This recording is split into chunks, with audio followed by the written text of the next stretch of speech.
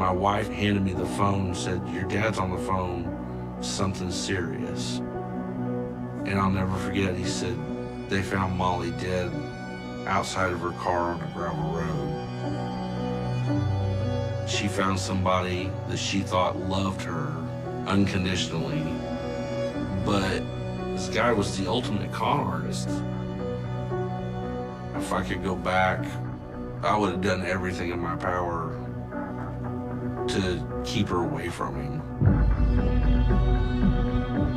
He threw her out like a piece of garbage. Molly Watson believed she was getting married right up until the last day of her life. Melanie Addy believed she was living in a normal marriage with her husband, and these two lives were on a collision course. He was going to be forced to make a choice. I looked at the investigator, I said, "This is crazy. Are you sure you have the right person?" I questioned everything from the beginning to the end. It was the darkest time of my life, and it was hard. It was very hard. I think he enjoyed it. I really do. I think he loved the game.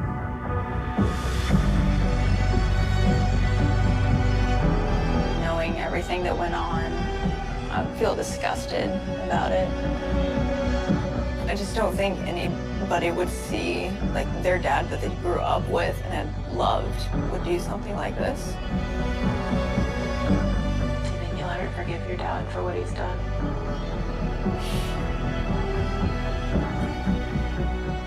I don't know how to answer that one.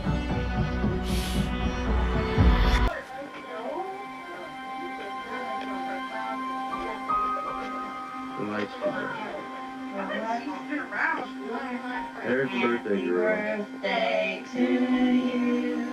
Happy birthday to you. Molly.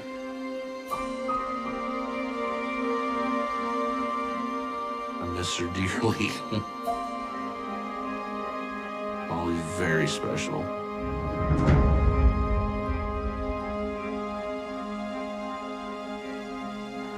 Make a wish. Molly, what's that? Make a wish. Well, the one is backwards. It is. You're lucky the 5 is Big boy in the fire. And she had no idea how special she was to all of us.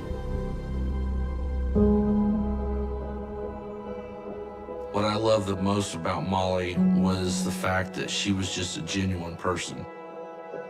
She didn't try to fake anything. She was herself at all times. It didn't matter who she was around or what she was doing. She always stayed true to herself. Molly was excellent at school. Her grades were always great.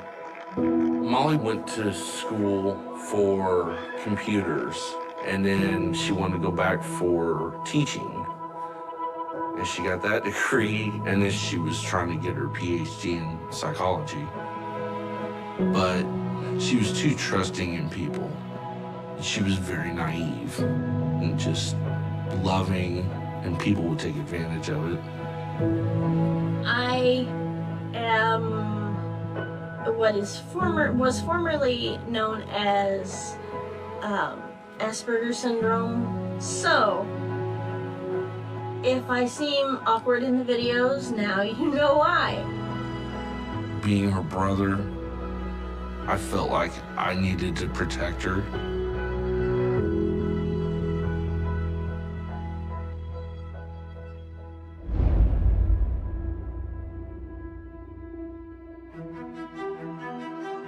Molly had got this job at a state prison as a corrections officer.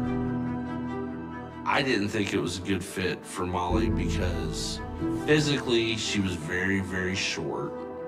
You know, I figured mentally she could probably handle the job because Molly was always a good listener and she could give good advice without being biased on anything.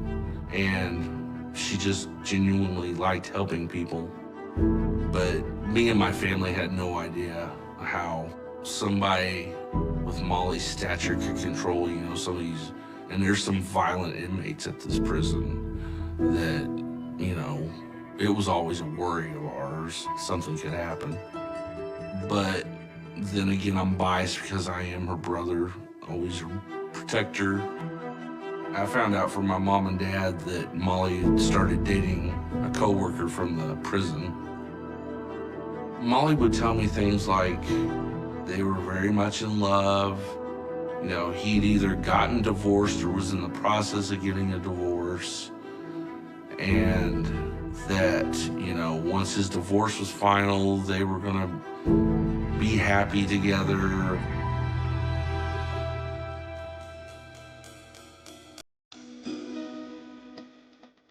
They dated for a long time, for 7 years.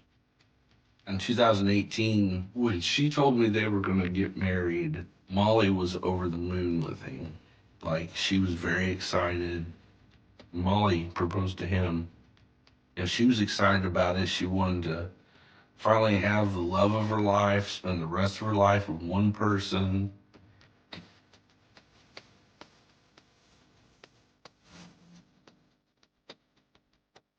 You can definitely tell she's happy. I'm used to seeing her just like this. I still can't believe she's gone.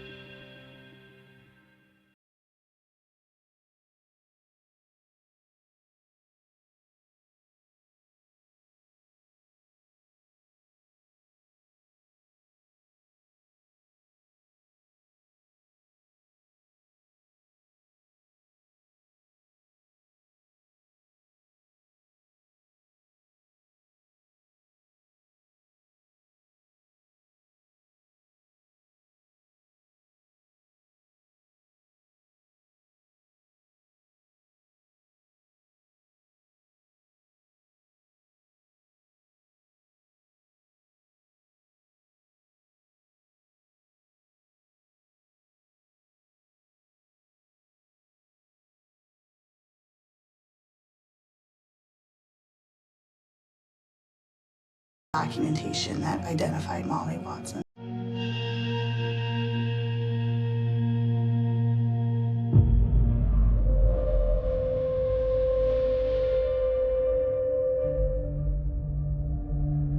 A cast was taken of this tire impression at the crime scene and was submitted to the Highway Patrol lab.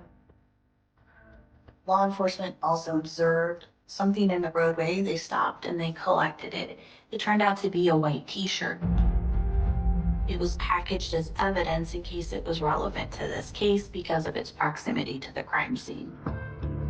An initial search of Molly Watson's car revealed a marriage certificate in the passenger seat that did have the name Molly Watson on it and the name James Addy. They were supposed to be married in less than 48 hours. Once James Addy was identified as Molly Watson's fiance, they did go to his home to provide him with a death notification.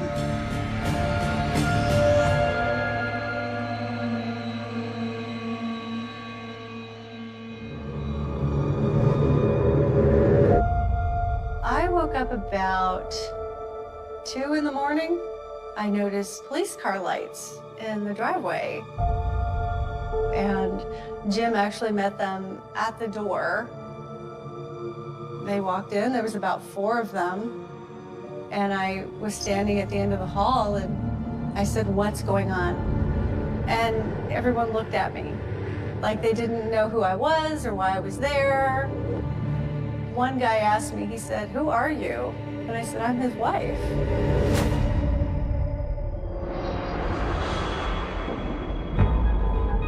I just remember them being very silent. I was just very confused. What is going on? What is happening here? I couldn't hear what was being said and kind of felt like I was being left out. So I moved closer. And that's when he looked at me and he said, "We're gonna have you go to the living room."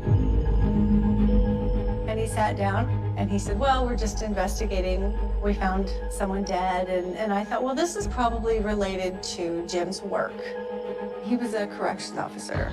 Maybe it's someone that he knows or he worked with, and that's why they're here. That was my assumption.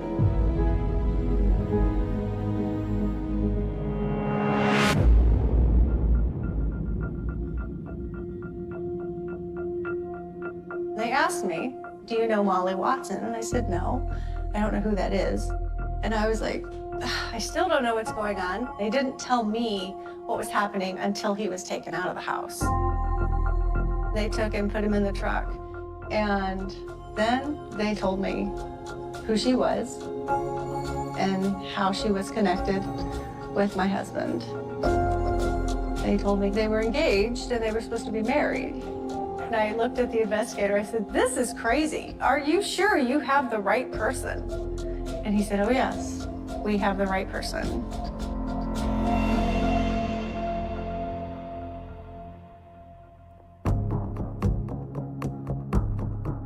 He told me that they were planning to get married and that she had been killed. And they asked where he was that night, and I didn't have a good answer because I had gone to bed. I don't know what time he got home. I remember I had a glass of water and my hand was shaking. I remember being cold. I remember being shocked. I felt very numb. Like this was not my life.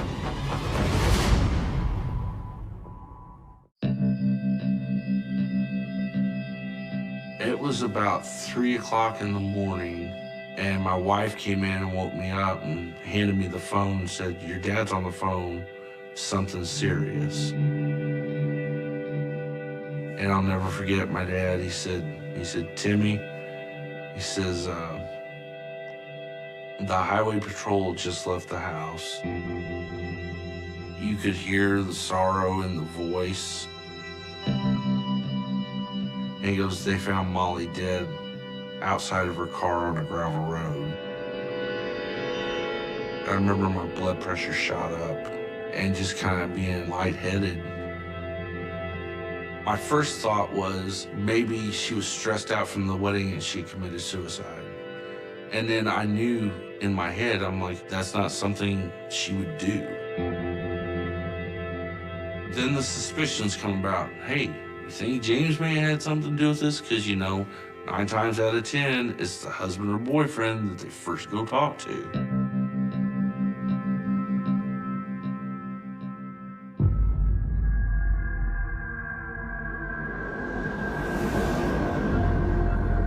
The first time I ever met him face to face, he could never look you in the eye. You ever just met somebody that just automatically gives you bad vibes? I thought he was a con. He would drain her bank account because he made her pay for everything, trips to Florida, Mexico. I couldn't tell Molly any of my concerns about him because it would make her very upset. The only way to describe Molly's love was she had blinders on the whole time.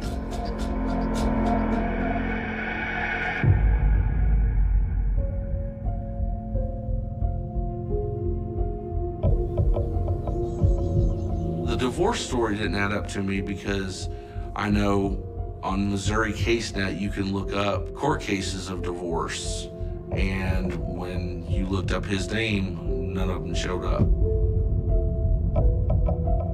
I told Molly to look up his divorce. She would have seen that it wasn't on there. But I honestly don't think she wanted to see what was in front of her. I think deep down, she didn't want to believe he was married.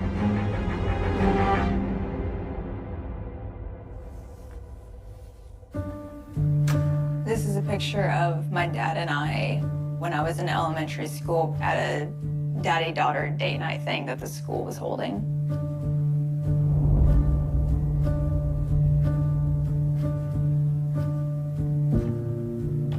Back then, we were just living our lives, and those happy memories are true and genuine.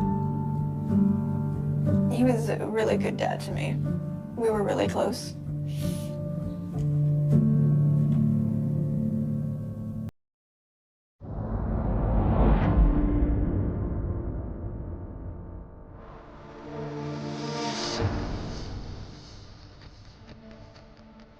It was about 7 p.m. and my dad said that he was gonna go visit a friend and then he left.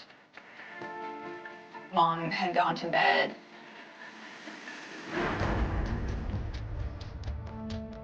I remember my dad getting home.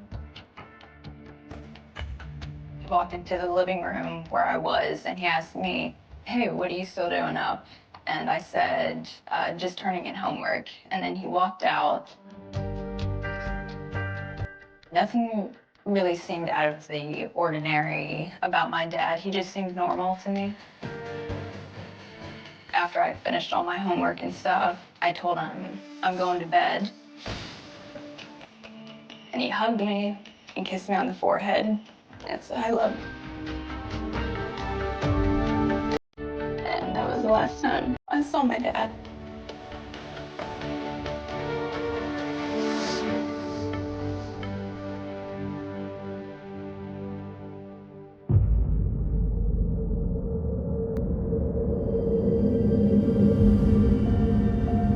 I got out of bed and I noticed that my grandma and her husband were sitting there. Everybody was really quiet.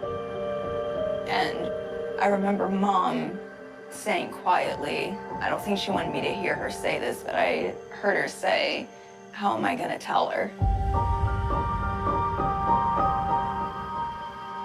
And then she walked up to me and said, "A woman has been murdered and Dad has been taken in for questioning." I didn't really know what to think, but I could see that on my mom's face something was very wrong. So I started crying. And she told me that everything's gonna be okay. I was still thinking, like, I don't know what's going on, but I guess I'll find out after prom.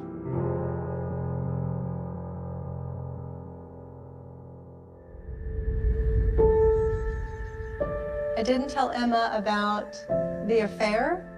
I just told her that someone has died and they were just doing an investigation. Emma asked, "What's going to happen?" And I said, "I don't know." And I said, "We just have to get your dress and get your shoes and make sure your hair is good." And so that's what we focused on that day. I was absolutely putting on a front. Yeah, I didn't know what was going to happen. We went to the high school and we took the pictures and saw Emma, and that was that night, yes. I'm still struggling to understand how you did it. Because it was Emma.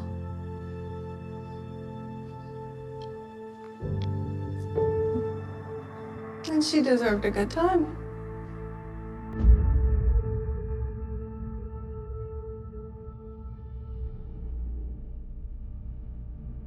So this is our wedding, March '95.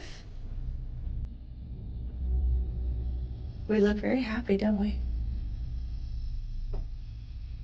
I mean, it wasn't a perfect marriage. We did not have a perfect marriage. I don't think most people do. But I thought that we both tried to make things work. I think, we learned to fight better as we got older.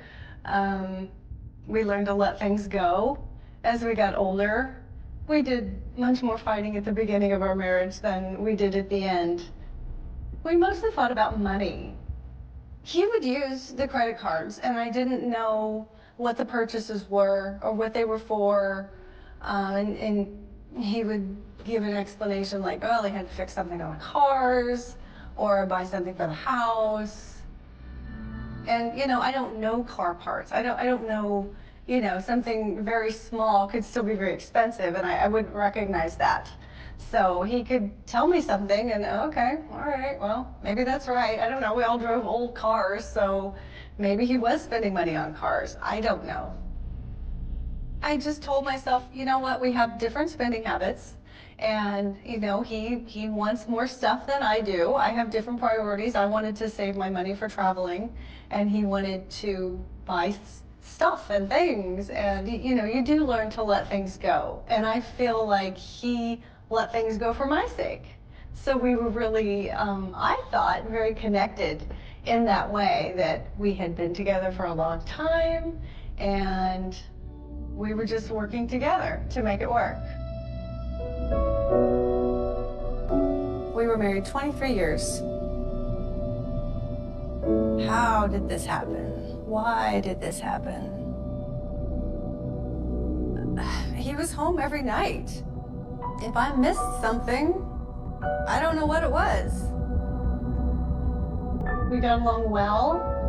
He was very charming and sweet and engaging. Jim had no tolerance for people that had affairs. He absolutely hated it. So I never would have thought him to have an affair. Never. I didn't believe it.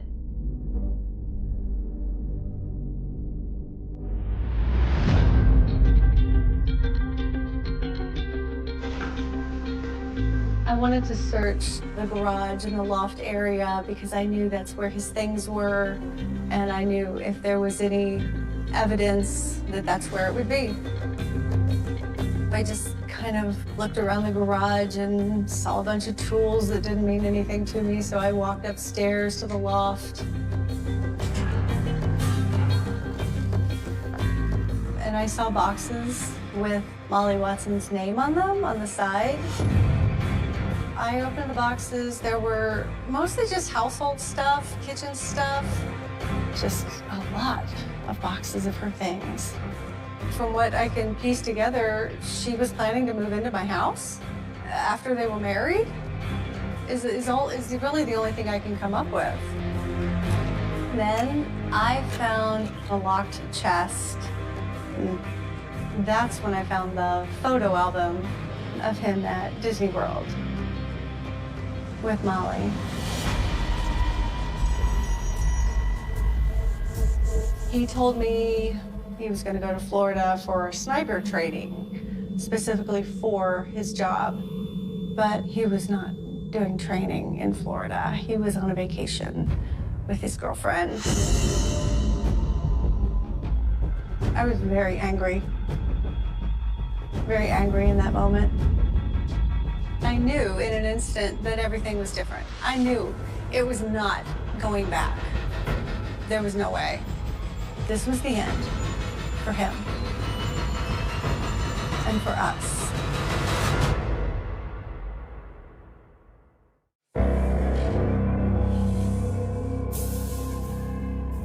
This is a marriage license issued for Molly Watson and James Addy.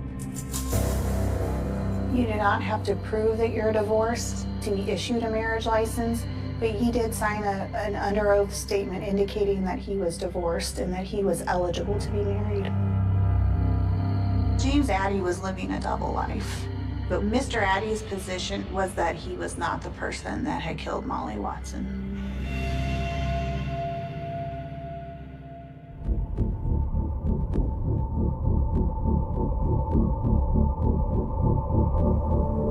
When law enforcement separated Mr. Addy from his wife, they interviewed him in his dining room. The alibi that James Addy had provided was that he was going to meet with a coworker.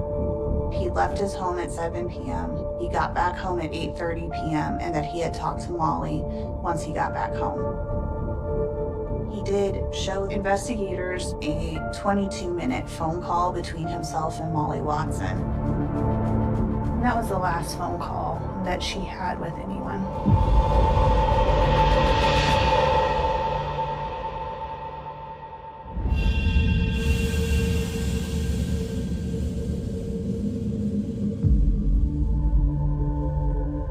During that interview, at one point, he began sweating visibly. He stood up during the interview, opened an exterior window to the home, and placed a box fan in the window, blowing on him. Mr. Addy did tell law enforcement that he had gotten himself into something he should not have.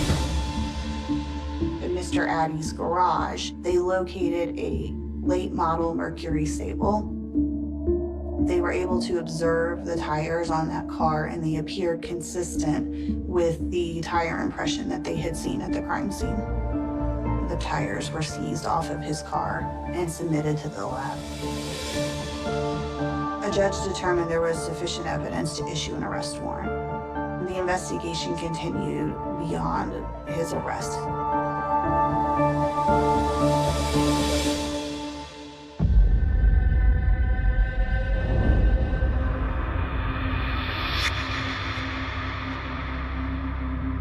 Molly, I can honestly 100% say she was fully in love with him.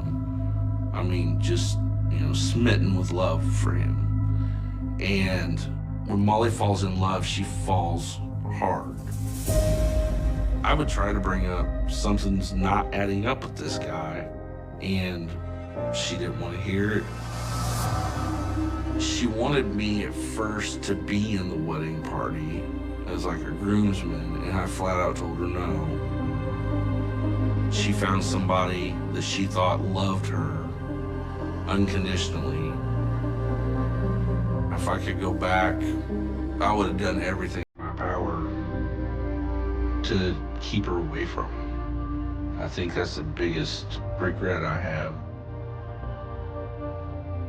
It was a big struggle for me. It just killed me.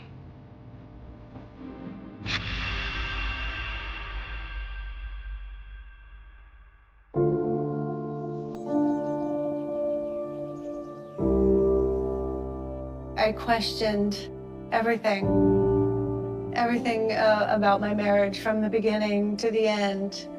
What was true, what wasn't true.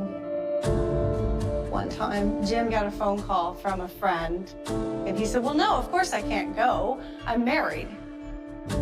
When he hung up, I said, well, what was that about? And he said, oh, he wants me to go on a trip to Mexico with him, with another guy. So I said, well, why can't you go? Just because you're married doesn't mean you can't go. So I encouraged him to go. These are people that he said he'd worked with. I never would have expected him to run off on a vacation with his girlfriend. The following year, we planned a very similar trip, him and I, to Mexico. We stayed in the same area. He said, oh, we have to do this. I did this last time. It's just confusing and weird to me that he would take us both on the same trip. People have asked me, how did you not know? How could you not know for 7 years? And my answer is always the same. I wasn't supposed to know. He made it work for him, and I just wasn't supposed to know. I think he enjoyed it. I really do. I think he loved the game. I think he loved having two women. Absolutely. And I think it was just seeing what he could get away with.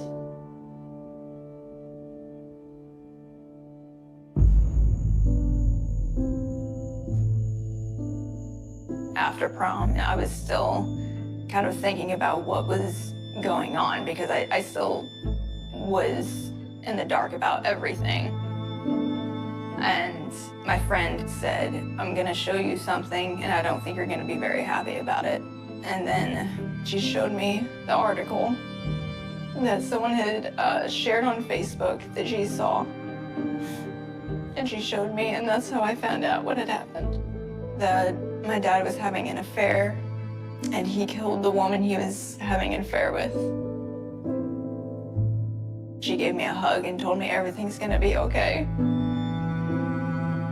It was devastating to know that everything that had happened and that my world was completely flipped upside down. And I got in my car and I drove home. And I remember I walked into my house and I saw a photo album on the table. And on the front of the photo album had a picture I was really shocked to see that photo. I just couldn't believe it. I said, I know who this is. I've met her before.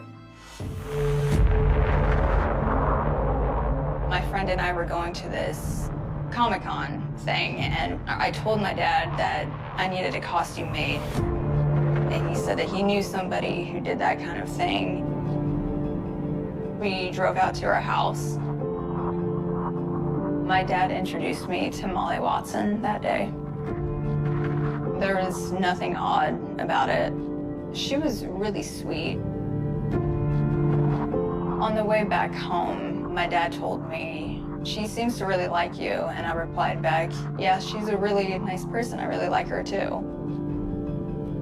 Having me meet his mistress did make me pretty angry. Knowing everything that went on, I feel disgusted about it.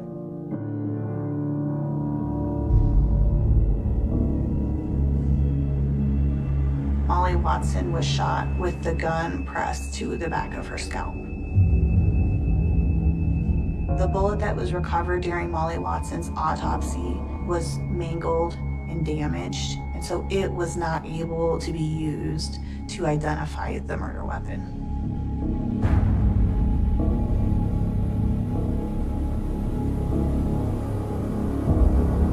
It was determined that that t-shirt had gunshot residue on it.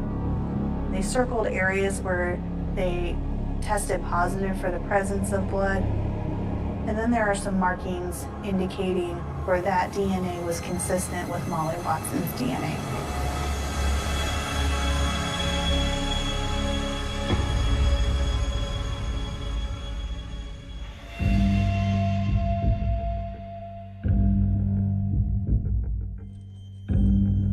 James Addy indicated he left his home at 7 p.m. that night to go meet with a coworker.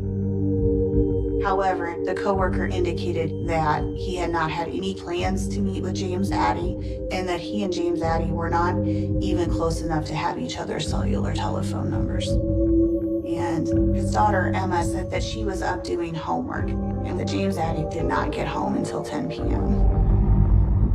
At that point in time, law enforcement was unable to account for James Addy's whereabouts between 7 p.m. and 10 p.m.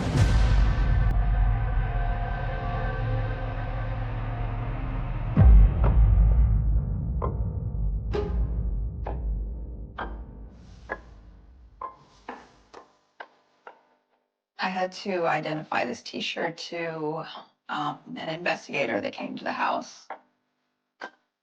This is the t-shirt that I had made in my graphic design class, and there's no other shirt like it in the world.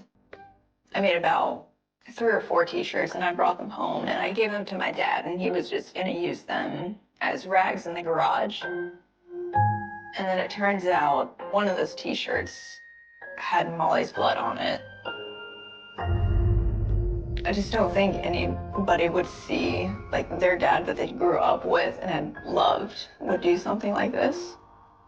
The logical side of me knows that he's guilty, but the emotional side of me wants to believe that he's not.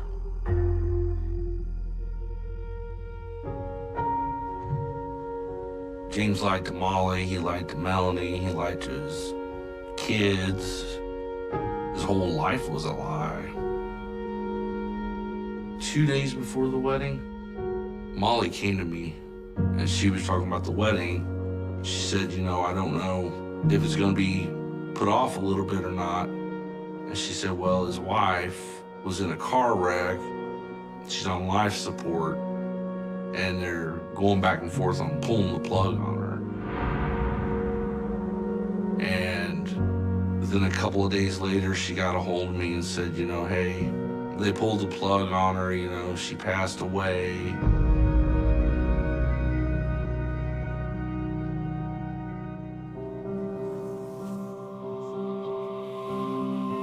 This is the text between Molly and James the day of her murder.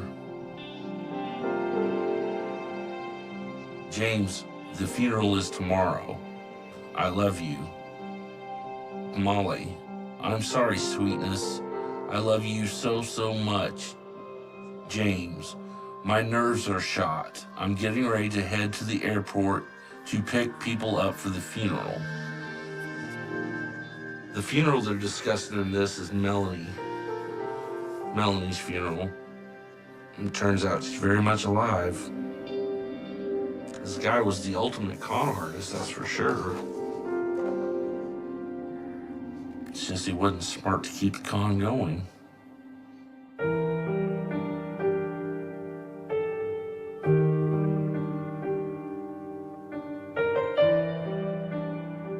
I think she definitely started to put 2 and 2 together. I think if Molly had found out the truth about James, I think she would have ended the relationship knowing he was married. That may have been what she had confronted Mom that night.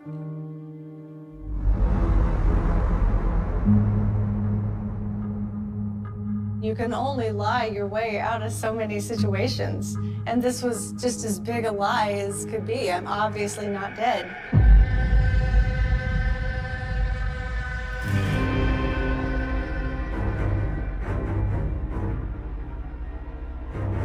I think I deserve some answers. What are you thinking? What were you thinking? I don't know if I was just the enemy and he thought he deserved someone else, or she flattered his ego. Was I so bad that I deserved this? I think I just went in angry, and I'm not sure he could have said anything to make me less angry at that moment, but I wanted to know everything.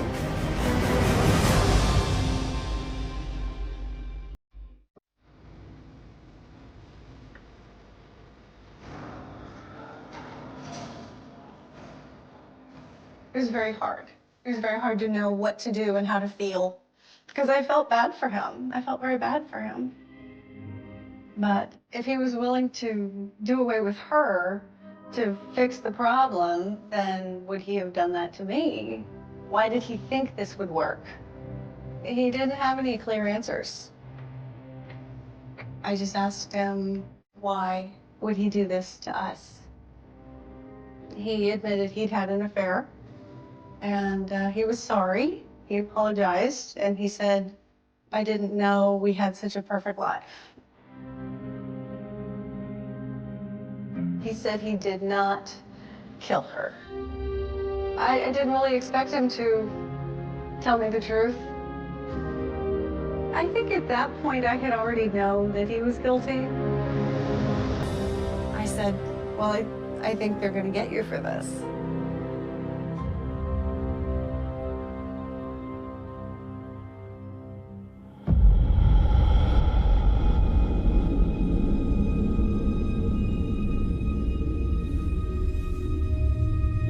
The lab analysis indicated that the right rear tire of James Addy's car had left the impression that was cast.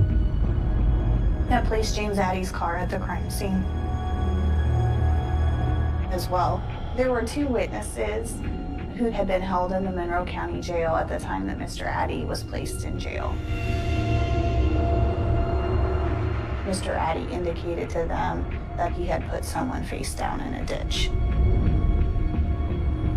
There was a mountain of evidence tying this crime to James Addy. He was the one with motive, means, and opportunity.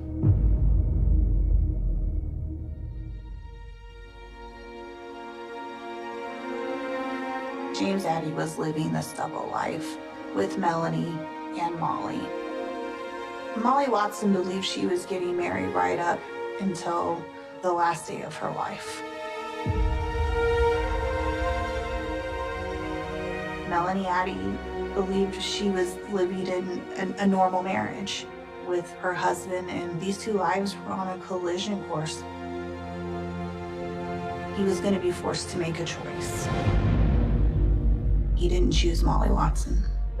He threw her out like a piece of garbage. which was consistent with how Molly Watson's body was found abandoned and just left on a dirty, dusty road in Monroe County, Missouri.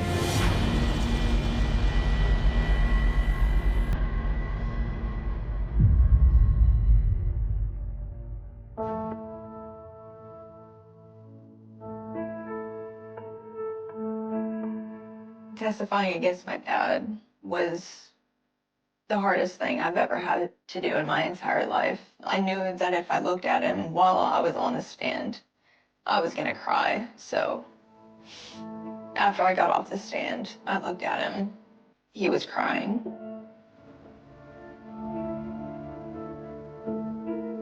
My dad and I were so close.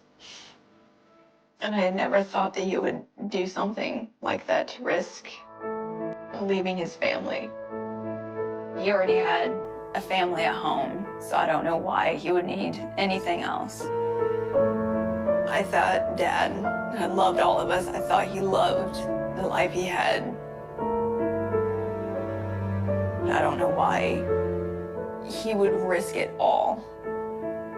I never confronted him with that. I never spoke to him again after he was arrested. Do you think you'll ever forgive your dad for what he's done?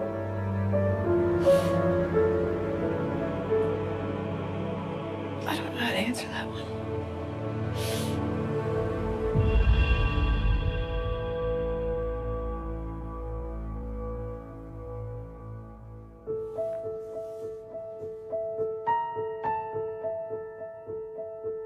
After Jim was gone, I had to get the divorce. It was the darkest time of my life, and it was hard. It was very hard. There are no winners here. Everything around it is just so sad. We're just not those same people anymore. Kind of made me redefine who I am and who I want to be. I'm not this man's wife anymore. And I think that was an identity for me. And that was a big thing, to redefine myself as a single woman, because I never thought I would be. I think I've come a long way.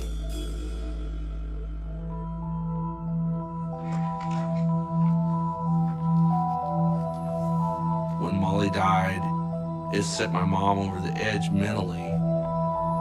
And she was actually diagnosed with severe psychological trauma from Molly's murder. And my dad, he ended up passing away of a heart attack. And then my mom totally lost the will to live. Her last couple of weeks, she didn't eat, she didn't drink. I can't describe watching somebody that you love so much just, you know, dying in front of you. It was an awful feeling. I think both of my parents would be alive today if Molly wasn't murdered. I feel like James Addy took my entire family away from me. You know, I squarely blame him for it.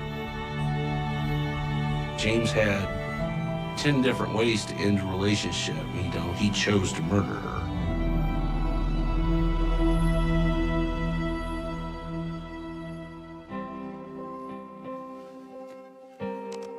Hi everybody, it's Molly. Today I am just kind of doing a general vlog.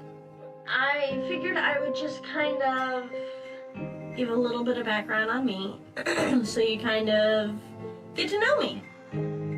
I love this video of Molly. Anybody that sees it, that is my sister. That is her 100%. I've actually gone to bed before with it playing on the TV just so I can hear her voice. And it's a big comfort to me. I have 2 degrees in psychology, a bachelor's and a master's. I'm working on a second master's in counseling. And I am very much a huge geek. It gives me what I miss about her most. These videos are more precious than a lot of stuff. But this video in particular is just Molly. So I'll catch you guys later, and bye! The night in Oregon in 1995 did not fall so much as it seemed to collapse, a heavy curtain of rain and static streetlights swallowing the small logging town of Millhaven, where nothing ever truly happened until something finally did, and when it did, it cracked the town clean open like glass under pressure, because at 2:13 a.m. a passing freight driver called it in with a voice that kept breaking mid-sentence, reporting a shape on County Road 9, something that looked at first like debris dragged from the forest, then like a discarded mannequin, and only when the headlights adjusted did the truth force itself into recognition: a young woman lying motionless at the edge of the asphalt, barefoot, rainwater pooling around her like the road itself was trying to erase what it had been made to witness, and within minutes the entire rhythm of Millhaven shifted into something colder, sharper, irreversible, as sirens cut through the wet air and the first officers arrived to a scene that would later be described in reports as non-accidental death circumstances with severe indicators of struggle, though no phrase on paper ever managed to carry the weight of what those officers actually saw when they stepped out of their cruisers and the world narrowed down to one impossible silence broken only by the rain hitting plastic gloves and metal flashlights. Her name, they would later confirm, was Evelyn Hart, 26 years old, a pharmacy technician from the outskirts of town, known by neighbors as quiet but reliable, someone who always waved even when she was too tired to stop and talk, someone who worked late shifts and took the same narrow route home every night because Millhaven didn't offer many choices and people there didn't expect life to suddenly reroute itself into violence. Yet here she was, placed deliberately at the edge of a road that led nowhere except deeper into timberland, her coat partially torn, her phone missing, her keys never recovered, and most disturbing of all, no immediate signs of forced removal from the vehicle that investigators would later assume she must have exited, because her car was found half a mile back, engine still warm, headlights still on, doors shut, as if whoever left it had done so in a hurry that was not panicked enough to be random, but controlled enough to suggest intent.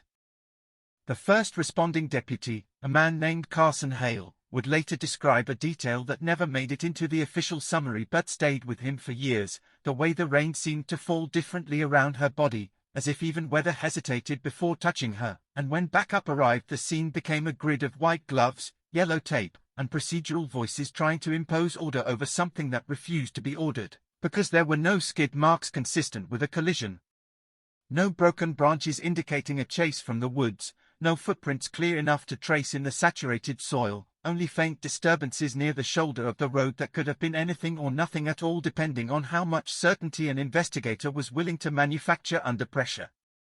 By dawn, Millhaven had already begun its transformation into a town under observation, the kind of place where every porch light felt like a witness and every closed curtain felt like concealment, and the sheriff's office, understaffed and overwhelmed, called in support from the county, initiating what would become the first formal classification of the case, suspicious death pending autopsy, though even that phrasing felt inadequate when the medical examiner arrived later that afternoon and confirmed injuries inconsistent with a simple roadside collapse, injuries that suggested restraint at some point prior, subtle but undeniable trauma patterns that pointed toward human interaction in the final hours of her life, yet still offered no clear mechanism, no weapon, no definitive sequence that could be reconstructed with confidence. What made the case begin to fracture almost immediately, however, was not what was present, but what was absent, because Evelyn Hart had no known enemies, no restraining orders, no recorded disputes escalating beyond ordinary workplace friction, no digital footprint that could be traced beyond routine phone records, and yet the last outgoing call on her phone, logged at 11:47 p.m., connected to a number that did not belong to family, co-workers, or anyone in the local registry, a number that, when traced, would lead investigators down a corridor of dead ends, prepaid lines, and unregistered usage patterns that suggested either deliberate concealment or something far more unsettling, a perpetrator who understood investigative systems well enough to move just outside their reach.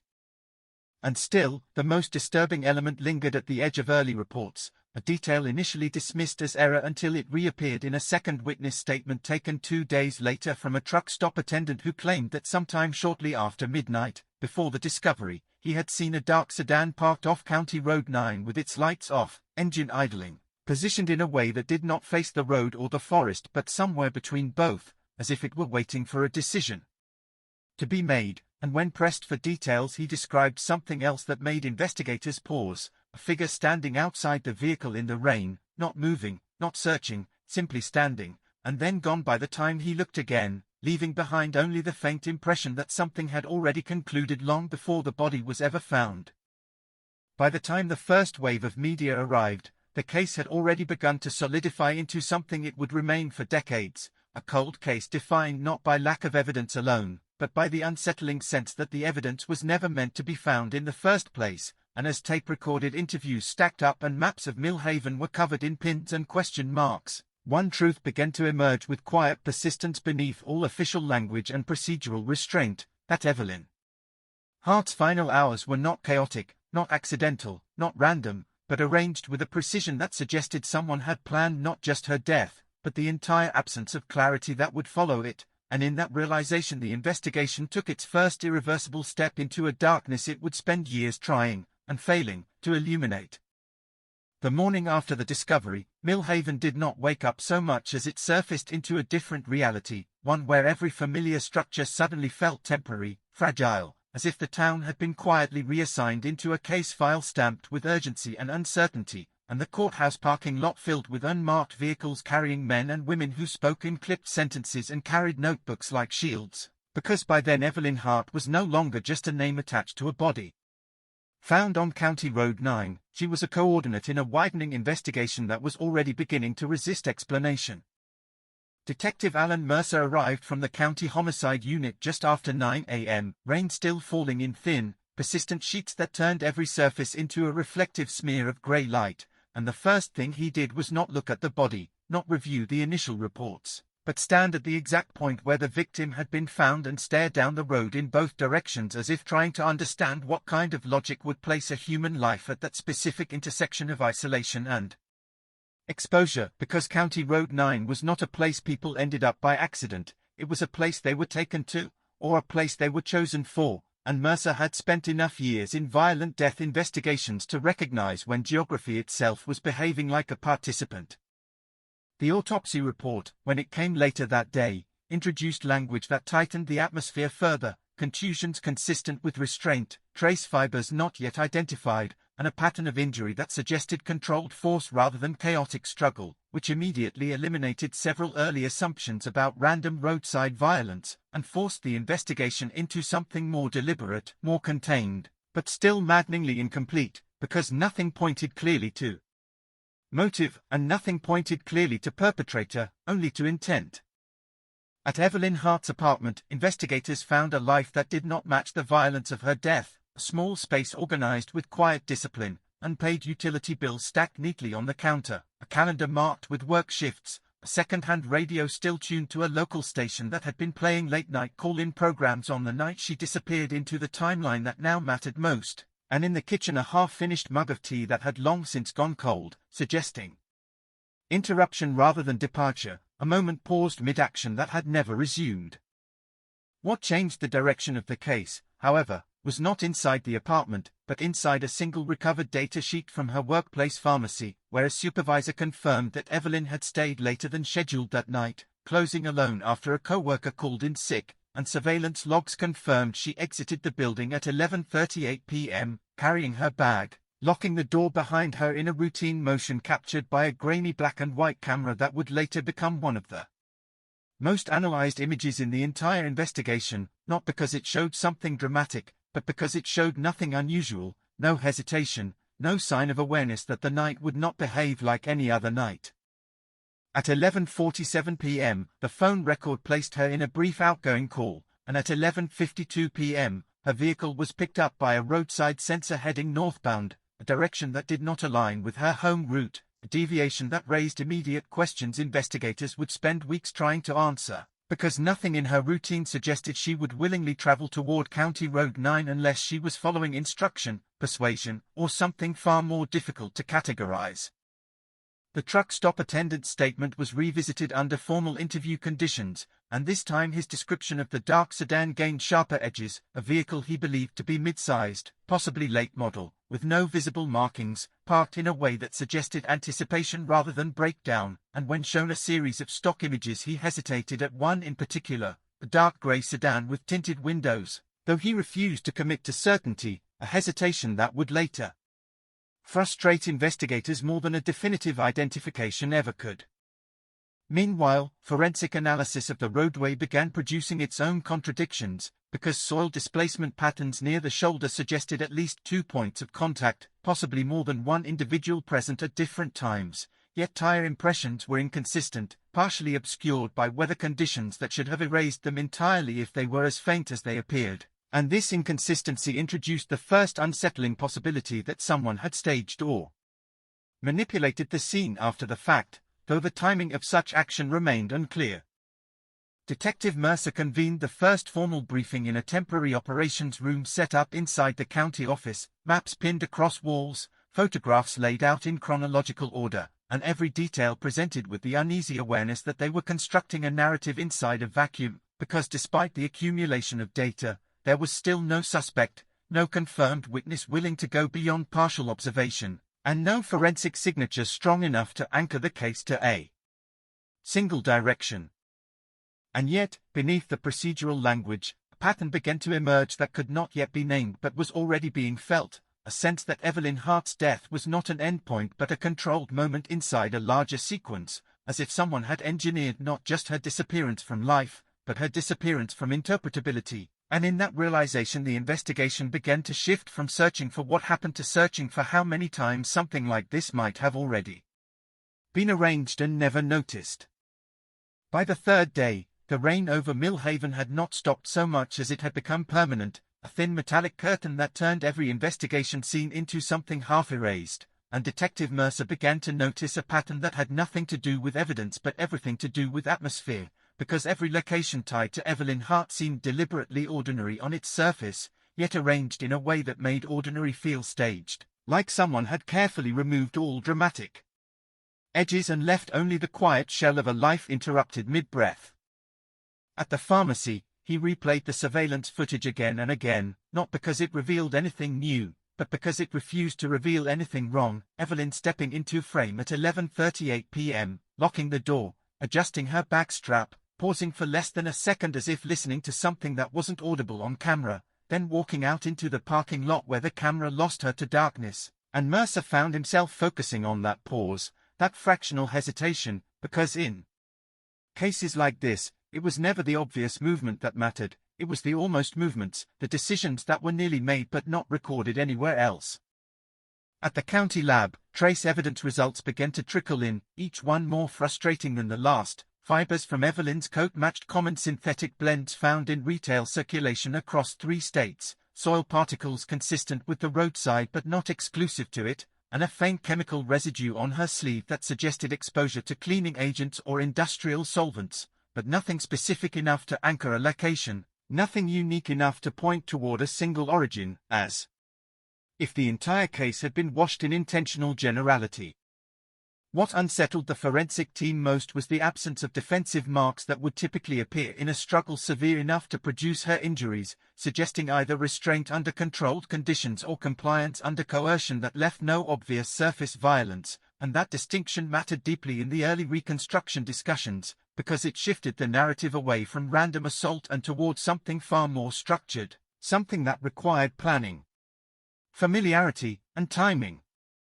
Meanwhile, attention turned to the outgoing call at 11:47 p.m., and the number it connected to remained stubbornly resistant to tracing, bouncing through routing layers that pointed to prepaid infrastructure, but a deeper metadata analysis revealed a pattern that caught Mercer's attention. The call duration was exactly 38 seconds, too short for conversation, too long for a simple misdial, a duration that suggested transmission of intent rather than dialogue, and when the communications analyst suggested the possibility of a prearranged signal system, the room went quiet in the way rooms go quiet when no one wants to say the implication out loud. Evelyn's workplace supervisor provided a second statement that added a new dimension, recalling that in the weeks before her death, Evelyn had asked for a change in closing shifts, not urgently, not repeatedly, but once, casually, mentioning that she preferred not to walk alone late on certain nights, a detail that on its own might have been dismissed as general caution, but now took on a sharper tone when placed beside the timeline, as if she had already begun adjusting her life around something she could not fully articulate. At the same time, a second witness from the truck stop was re-interviewed, this time more cautiously, and introduced a new detail he had not mentioned initially, a second vehicle he believed he saw earlier that night, not the dark sedan, but a lighter-colored pickup parked farther down the road, partially obscured by fog and trees, stationary long enough to suggest coordination rather than coincidence, though his description fractured under pressure, shifting slightly with each retelling, which left investigators in the uncomfortable position of deciding how much inconsistency could be attributed to memory and how much to fear. Mercer ordered a full re-examination of the roadway perimeter, expanding the search radius despite objections about weather degradation, and what they found did not solve the case but complicated it further. Faint impressions in the mud that suggested multiple footpaths converging near the shoulder, some overlapping, some diverging, as if people had arrived separately but left under conditions that were no longer clearly reconstructible, and among those impressions was a partial tread pattern that did not match any vehicle documented in the immediate vicinity, though it was too incomplete to be definitively identified. Back at headquarters, the case board grew denser, photographs layered with notes, timelines redrawn, contradictions circled and recircled until the ink itself began to blur the certainty of earlier assumptions, and Mercer found himself returning repeatedly to one unsettling idea that no one wanted to commit to publicly, that Evelyn Hart had not simply been taken, but positioned, that her final location was not incidental but selected, and that whatever force moved her there understood not only how to act without leaving clarity, but how to leave just enough fragments to keep investigators occupied without ever allowing them to converge on resolution. And as the third night approached, with Millhaven still wrapped in rain and procedural exhaustion, the investigation reached its first quiet breaking point, not in discovery, but in recognition, that every path they followed seemed to bend back into ambiguity, as if the case itself were refusing to be solved in real time, holding its shape intact against every attempt to dismantle it. And in that resistance Mercer began to suspect they were not looking at a single crime anymore, but at something designed with patience far beyond the scale of a single night. By the fourth day, the investigation had begun to develop a second life, one that existed outside official reports and briefings, carried instead through whispered exchanges in hallways, late-night calls between departments, and the slow accumulation of doubt that no single document could contain, because Evelyn Hart's case was no longer behaving like a standard homicide file, it was behaving like a system that refused to close. Detective Mercer arrived at the temporary command office before sunrise, where the fluorescent lights buzzed faintly over maps now crowded with overlapping red strings and inked annotations, and he stood for a long moment in front of the timeline board without speaking, because something in it no longer aligned cleanly, not because of missing data, but because of too much data pointing in slightly different directions, as if the case was deliberately producing multiple plausible realities and forcing investigators to choose between them. The communications analyst brought in a revised breakdown of the 11:47 p.m. call, and this time the focus shifted from origin to behavior, revealing that the signal routing passed through 3 anonymized nodes before terminating in a regionally inactive exchange point, a structure consistent with deliberate obfuscation. But what stood out more was the consistency of similar routing patterns in 2 unrelated cold case files from neighboring counties over the past 18 months, both involving women, both last seen near rural corridors, both unresolved, and while no official connection was immediately declared, the implication hung heavily in the room without needing to be spoken. At Evelyn's apartment, a second forensic sweep was conducted, and this time investigators focused less on obvious evidence and more on environmental anomalies, doorframe micro-scratches, carpet compression patterns, and subtle disturbances in dust accumulation, and it was there, in the narrow hallway leading to the front door, that they found something that had been overlooked in the initial rush, faint abrasion marks on the lower hinge area that suggested the door had been opened and closed repeatedly within a short time window, not violently, but carefully, as if someone had been ensuring controlled movement in and out of the space rather than forced entry. That detail changed the tone of the room when it was reported, because it implied presence, not intrusion, repetition rather than a single act, and Mercer immediately ordered a re-evaluation of the estimated timeline inside the apartment itself, pushing the possibility that Evelyn may not have left alone that night, or that someone else may have already been inside before her final phone call was ever placed. Meanwhile, the truck stop attendant's testimony was subjected to a behavioral consistency review, and while his description of the dark sedan remained unchanged in broad outline, analysts noted that his recall of timing had shifted slightly forward with each retelling, a common phenomenon under stress, but in this case significant because even small temporal shifts altered the alignment of vehicles on County Road 9 by critical minutes, enough to change whether two sightings could be interpreted as connected or unrelated entirely. At the county lab, trace fiber analysis finally returned a partial match to a commercially distributed automotive upholstery material used in mid-range vehicles manufactured in the early 1990s, narrowing the possible vehicle type but still leaving hundreds of potential matches across the region, and while this should have been seen as progress, Mercer treated it cautiously, because narrowing in this case did not feel like approach. It felt like the illusion of approach, like the case was offering controlled visibility without ever revealing core structure. A break in routine came unexpectedly when a local dispatcher flagged a minor detail buried in earlier logs, a report from a highway maintenance crew that had passed County Road 9 around 1:30 a.m., noting an unusual absence of wildlife activity in the immediate vicinity, something the crew member had mentioned almost casually at the time but now seemed relevant in hindsight, because in rural Oregon corridors, even small disturbances in animal movement often correlate with recent human presence, particularly when loud or sudden events have occurred nearby. Mercer requested a full environmental reconstruction of that night's conditions, including wind direction, precipitation intensity, and sound propagation modeling, and the results suggested something subtle but unsettling. Voices or mechanical noise in that area would have carried farther than expected due to terrain channeling, meaning any interaction near the roadway could have been partially audible to nearby traffic or dwellings, yet no additional witnesses had come forward despite renewed media attention. That absence itself became a data point. By late afternoon, attention returned to Evelyn's phone records, where analysts discovered that the outgoing call at 11:47 p.m. was preceded by two brief incoming attempts earlier in the evening, both from blocked numbers, both lasting under 10 seconds, and while neither connected long enough to produce content data, their timing suggested persistence rather than accident, as if someone had been attempting to establish contact before finally achieving it under controlled conditions.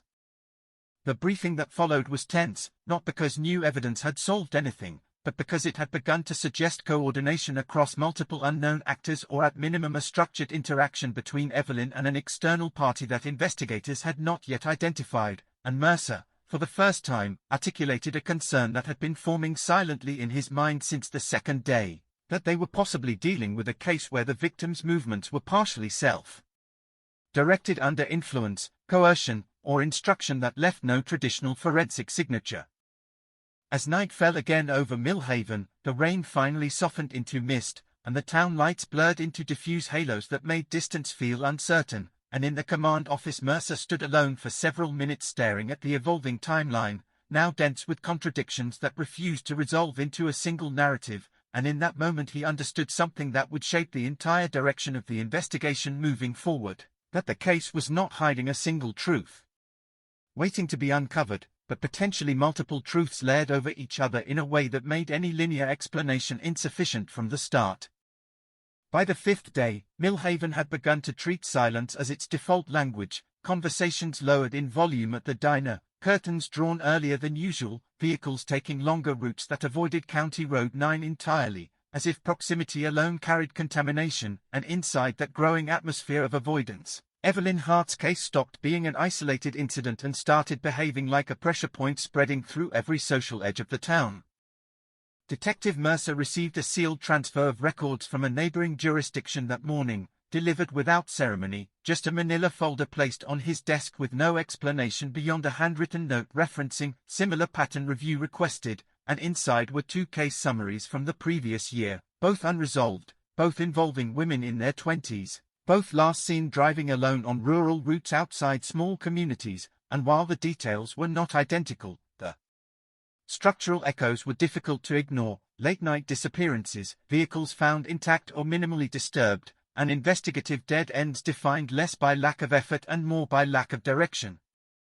What made Mercer pause was not just the similarity, but the absence of public linkage between these cases despite clear geographical and temporal proximity, as if each investigation had been treated as self-contained when the broader pattern suggested otherwise, and for the first time he wrote a note in his own handwriting across the case board that did not reference evidence, only observation: repeat framework possible.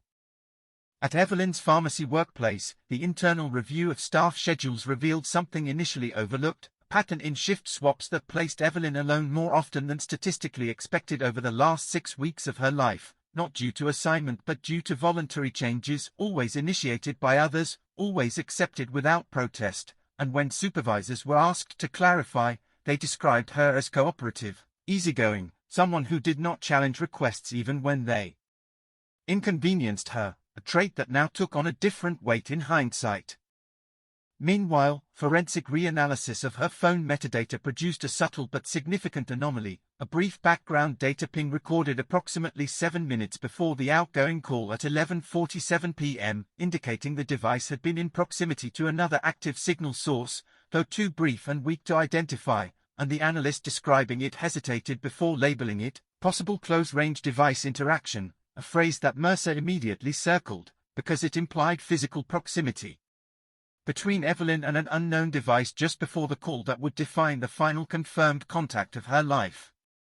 At County Road 9, a daylight reconstruction was conducted under controlled conditions, and investigators attempted to simulate visibility, sound carry, and traffic timing under identical weather patterns recreated using meteorological data, and what emerged from that exercise was not clarity but constraint, because the environment itself appeared to allow for observation gaps large enough that someone could have been present on the roadside without being easily noticed from passing vehicles, especially under rain and low-light conditions similar to the night in question. One investigator noted that the stretch where Evelyn's body was found sat within a subtle dip in terrain, creating a visual blind pocket from both directions for several seconds of approach, a detail that had not been emphasized in initial reports but now became central to understanding how the placement of the body could have been executed without immediate detection. And Mercer stood at that exact point during the reconstruction longer than anyone else, not speaking, simply watching the road, as if waiting for it to reveal something it had already stopped trying to hide.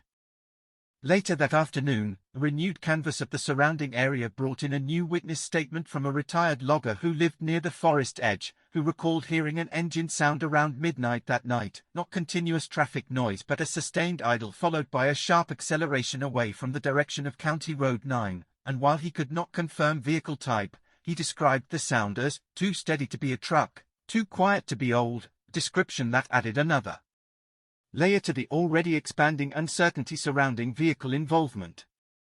Back at headquarters, the case file began to accumulate something unusual for a cold investigation in its early phase: contradictions that did not cancel each other out but coexisted, each plausible in isolation, each incomplete in combination. And Mercer found himself increasingly less focused on identifying a single suspect and more focused on understanding how many independent actions might have converged within a single night without leaving a unified traceable chain.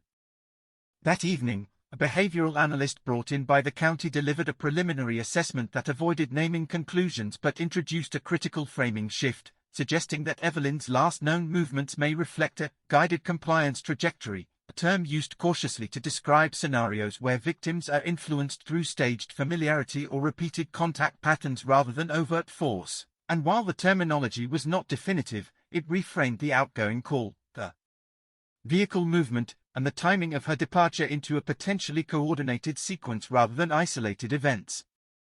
Mercer left the briefing without commenting, walked outside into the damp air where the town lights blurred again into soft halos, and for the first time since the case began, he felt the investigation begin to separate into layers he could not yet fully see, as if each new piece of evidence was not closing distance toward resolution, but opening additional space between what was known and what had actually happened on County Road 9, and in that expanding gap the case stopped feeling like a puzzle waiting to be solved and started feeling like a structure designed to resist completion from the very beginning.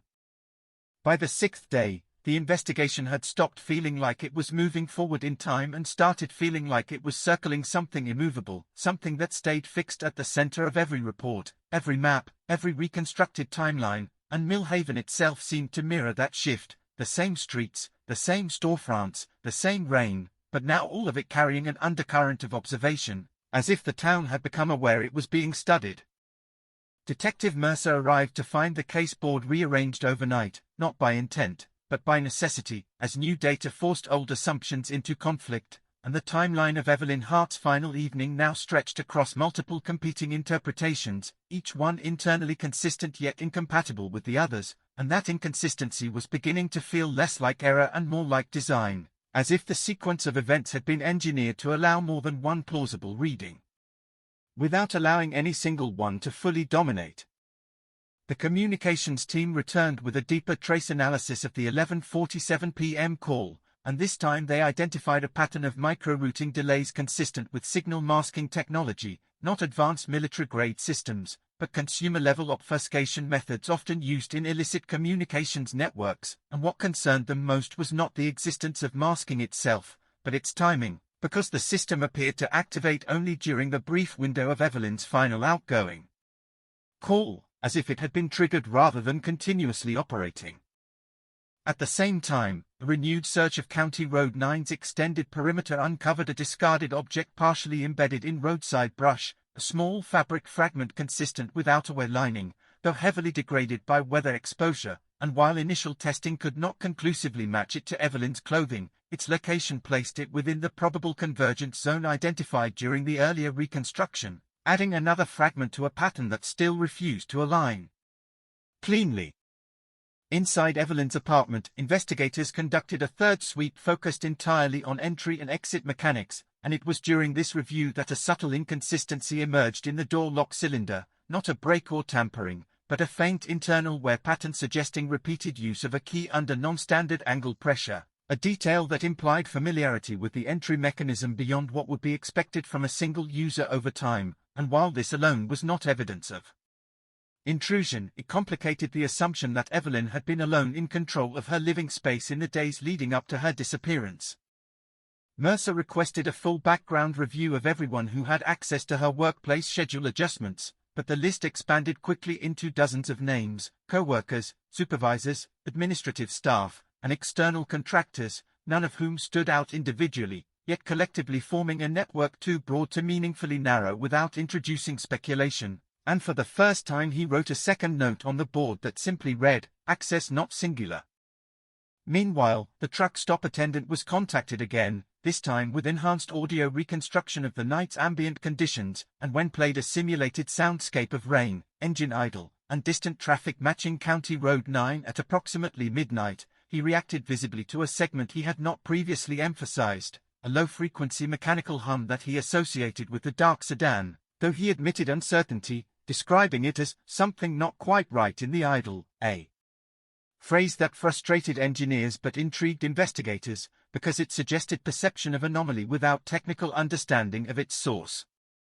At the Behavioral Analysis Unit, the concept of distributed interaction was introduced into the case discussion, describing the possibility that Evelyn's final hours may have involved multiple points of contact with different individuals who did not necessarily interact with each other, but whose combined actions created a single converging outcome, and while this theory was not officially adopted, it began to subtly shift how investigators interpreted the fragmented evidence, from seeking a single perpetrator to mapping a sequence of independent influences.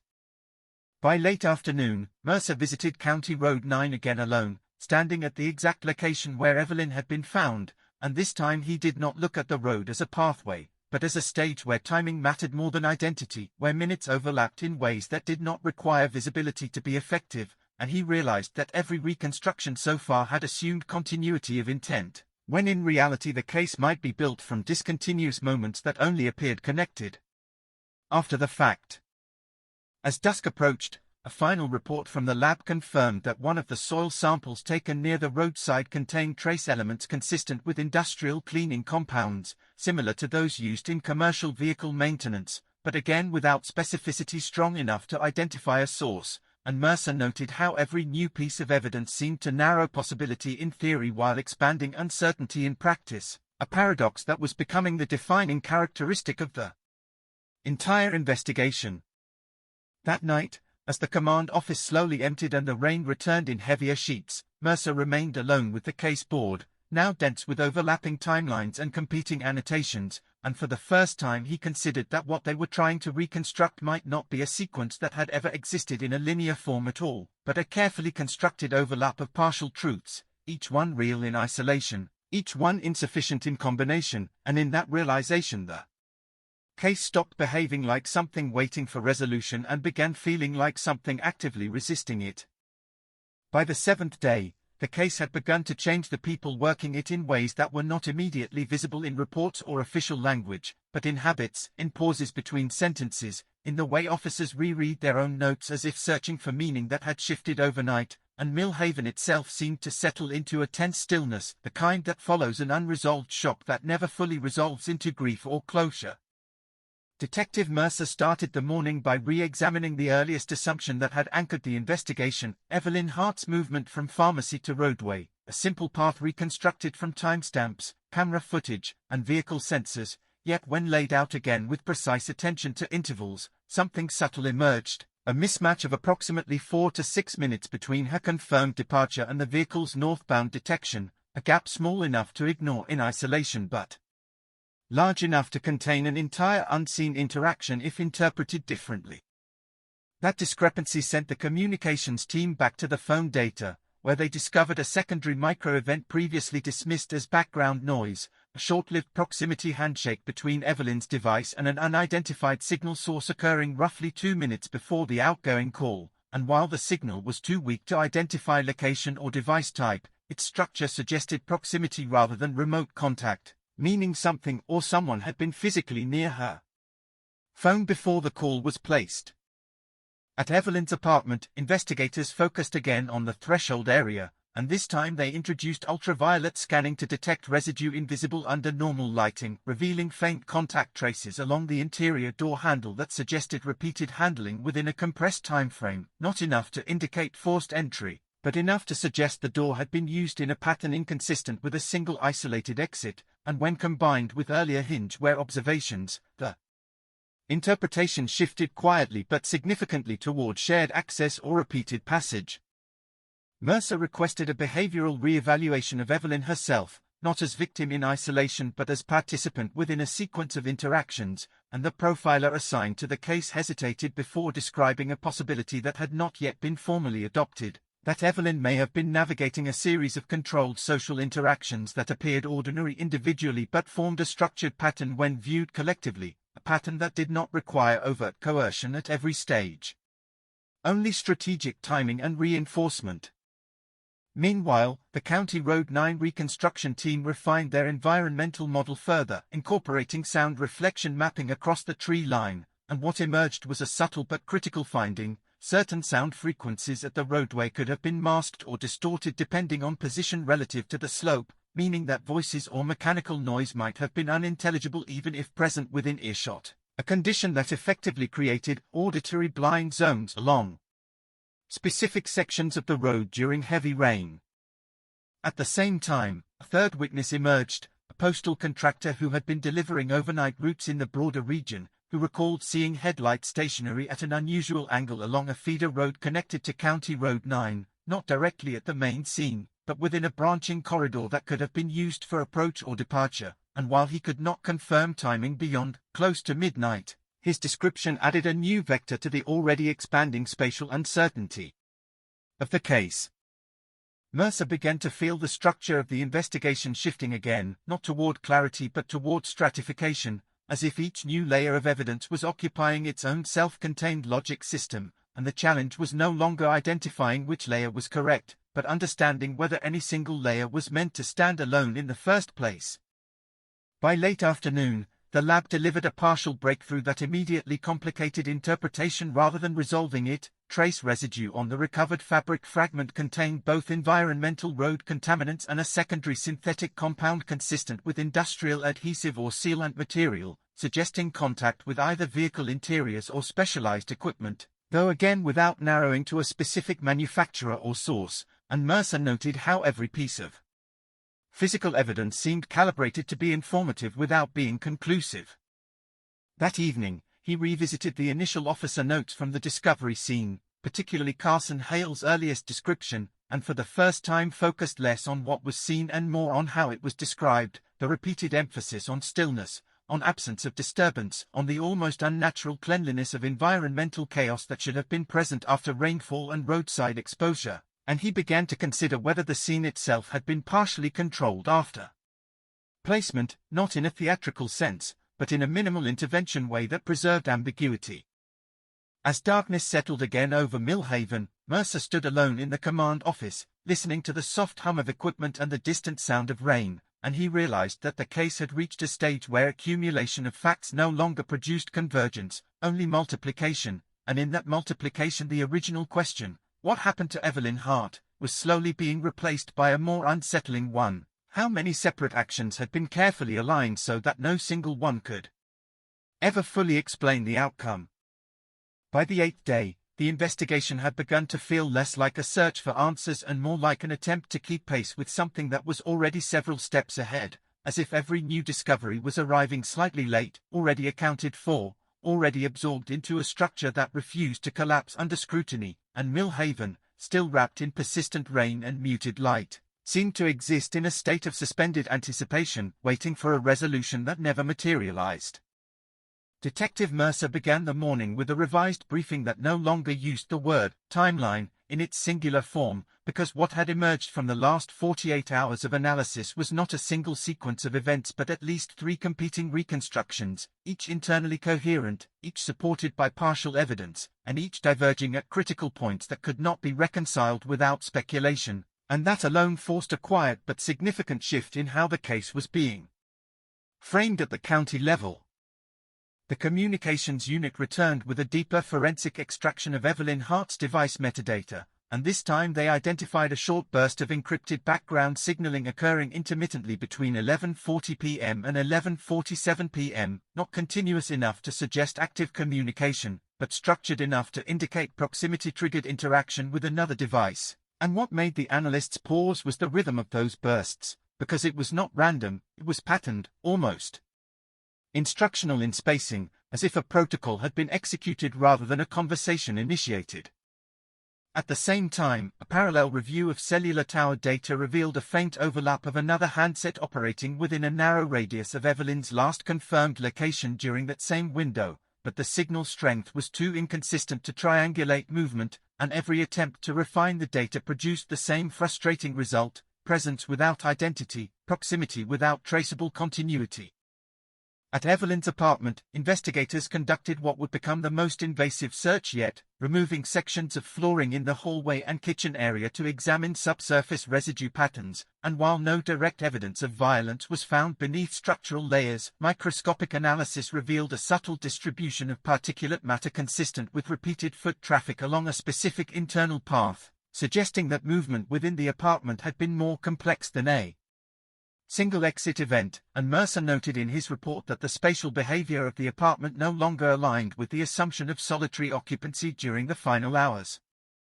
Meanwhile, the fabric fragment recovered from County Road 9 underwent additional spectrographic testing, and while the results still failed to produce a definitive match, they confirmed exposure to both environmental degradation and controlled chemical contact, meaning the material had likely passed through at least 2 distinct environments before reaching the roadside brush, a finding that complicated the assumption of a single point of deposition and introduced the possibility of transport or secondary relocation. Mercer ordered a full re-interview of all individuals who had reported vehicle sightings, and during this process subtle inconsistencies began to accumulate in ways that were not dramatic individually but collectively significant, especially in how witnesses described sound versus sight, because while visual descriptions varied widely, auditory descriptions began to converge on a single recurring theme: an engine that sounded unusually stable under wet conditions, almost artificially consistent. As if dampened or modified, though no witness used technical language to describe it. At County Road 9, a new reconstruction exercise was conducted using a controlled vehicle fleet, and investigators attempted to replicate the acoustic profile described by witnesses, and during that simulation one engineer noted that certain engine tones could be significantly altered by aftermarket modifications commonly used in the early 1990s, particularly in mid-range sedans, which narrowed theoretical vehicle profile slightly but still left an unmanageable number of possibilities across the region. The behavioral analysis team presented an updated model that reframed the entire sequence not as a linear abduction event but as a staged convergence scenario, where multiple interactions, some voluntary, some induced, some observational, could have intersected within a narrow temporal window, and while the model was explicitly labeled speculative, it gained attention because it explained something earlier theories could not: why no single witness had observed a complete, coherent narrative of the event, only fragments that never fully aligned. Mercer did not immediately accept the model, but he also did not dismiss it, because it aligned too closely with the structural inconsistencies already embedded in the case, and instead he requested a mapping of all known data points into a probabilistic overlay, treating each piece of evidence not as fact in isolation but as weight in a dynamic system, and when that map was generated, the result was not clarity but density, a cluster of overlapping probabilities that refused to converge on a single center. That afternoon, a new development arrived unexpectedly from a secondary jurisdiction. A cold case archivist flagged a procedural similarity in documentation formatting between Evelyn Hart's case file and two previously closed investigations, not in content but in structure, specifically in how certain evidence categories were prioritized and how early assumptions were recorded, and while this could have been coincidence, Mercer recognized enough procedural nuance to understand why it was being raised, because it suggested either shared investigative influence or a repeating framework in how these cases were being processed from the outset.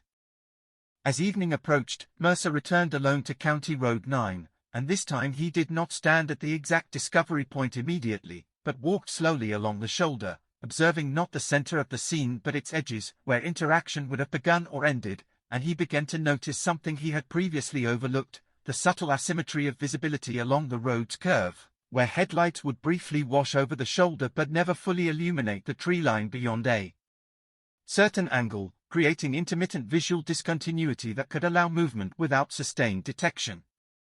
Standing there in the damp air, he considered for the first time that the most important moment in the entire case might not be the discovery of Evelyn Hart's body, nor the phone call at 11:47 p.m., nor even the vehicle movement logged by sensors, but a smaller, almost invisible interval where observation failed without anyone noticing it had failed, and in that gap, something decisive may have already concluded long before any official timeline began. By the time Mercer returned to headquarters, the rain had intensified again, and the case board seemed to have changed subtly in his absence, not physically but perceptually, as if the accumulation of information had begun to outgrow its own interpretive structure, and as he stood in front of it under the harsh fluorescent light, he realized the investigation was no longer simply trying to reconstruct what happened to Evelyn Hart, but was now confronting the possibility that what happened had been intentionally distributed across time, space, and perception in such a way that no single line of inquiry could ever fully contain it.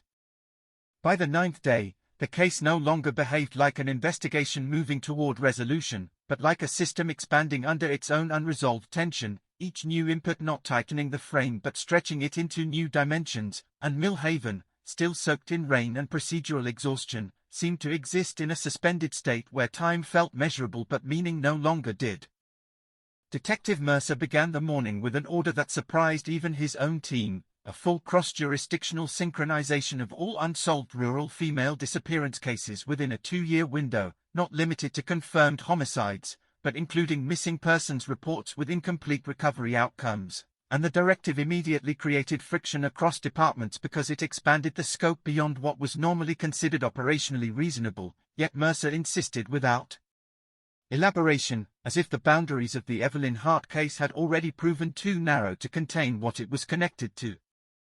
When the compiled data arrived, it did not present a clean cluster but a scattered field of partial similarities, yet certain structural echoes were impossible to ignore: late-night travel windows, rural transitional routes, minimal forensic trace at discovery points, and in multiple cases, recurring detail that had previously been dismissed as noise: brief, low-duration phone activity shortly before disappearance, Never long enough to contain content, but consistently present in timing. Proximity to final confirmed sightings. At the communications desk, analysts re-examined Evelyn Hart's metadata with this broader context in mind, and what had once seemed like an isolated anomaly, the 11:47 p.m. call, now appeared as part of a repeating behavioral signature across unrelated cases, not identical in structure but similar in timing function, as if each victim's final recorded action had been preceded by a short, controlled interaction window that left no recoverable dialogue, only timestamped proximity. At Evelyn's apartment, investigators shifted focus from structural analysis to behavioral residue mapping, documenting object placement patterns with forensic photography, and it was during this phase that a subtle but unsettling observation emerged. Everyday items in the kitchen and living area appeared to have been returned to near original positions after use, not perfectly, but with an unnatural consistency that suggested either habitual obsessive organization or an external correction of displacement, and while neither explanation could be proven, Mercer noted that the pattern did not align with Evelyn's documented personality profile. Meanwhile, at County Road 9, soil stratification analysis was revisited with higher resolution imaging, and researchers identified micro-disturbance layers beneath the primary sediment that suggested at least two separate surface interactions occurred within a narrow temporal window, meaning the ground had been affected, partially reset by weather, and then affected again before full environmental stabilization, a finding that supported the theory of multiple stage presence rather than a single incident event. A new witness statement arrived late morning from a regional fuel station attendant located along a feeder highway, who recalled a dark vehicle passing through shortly before midnight that night, not notable in isolation except for one detail. The vehicle's headlights were described as unusually dim for wet conditions, almost subdued rather than reflective, and when asked to clarify, the witness insisted it looked like it was trying not to be seen, a subjective description that investigators nonetheless flagged because it aligned with previous reports of inconsistent lighting behavior. Mercer requested an acoustic reconstruction comparison between that description and known aftermarket lighting configurations of early 1990s mid-range sedans, and while engineers cautioned against overinterpretation, they confirmed that certain electrical modifications could reduce headlight intensity without fully disabling illumination, particularly in older models where voltage regulation systems were more variable, adding another layer of plausibility without narrowing specificity. By midday, the Behavioral Analysis Unit delivered an updated model that introduced a concept they referred to cautiously as distributed causality alignment, describing a scenario where multiple independent actions, none individually sufficient to cause disappearance or death, combine within a constrained time-space corridor to produce a singular outcome that appears linear only in retrospect. And while the terminology remained provisional, Mercer immediately understood why it resonated with the evidence, because nothing in the case required a single dominant actor if timing itself had been the primary instrument.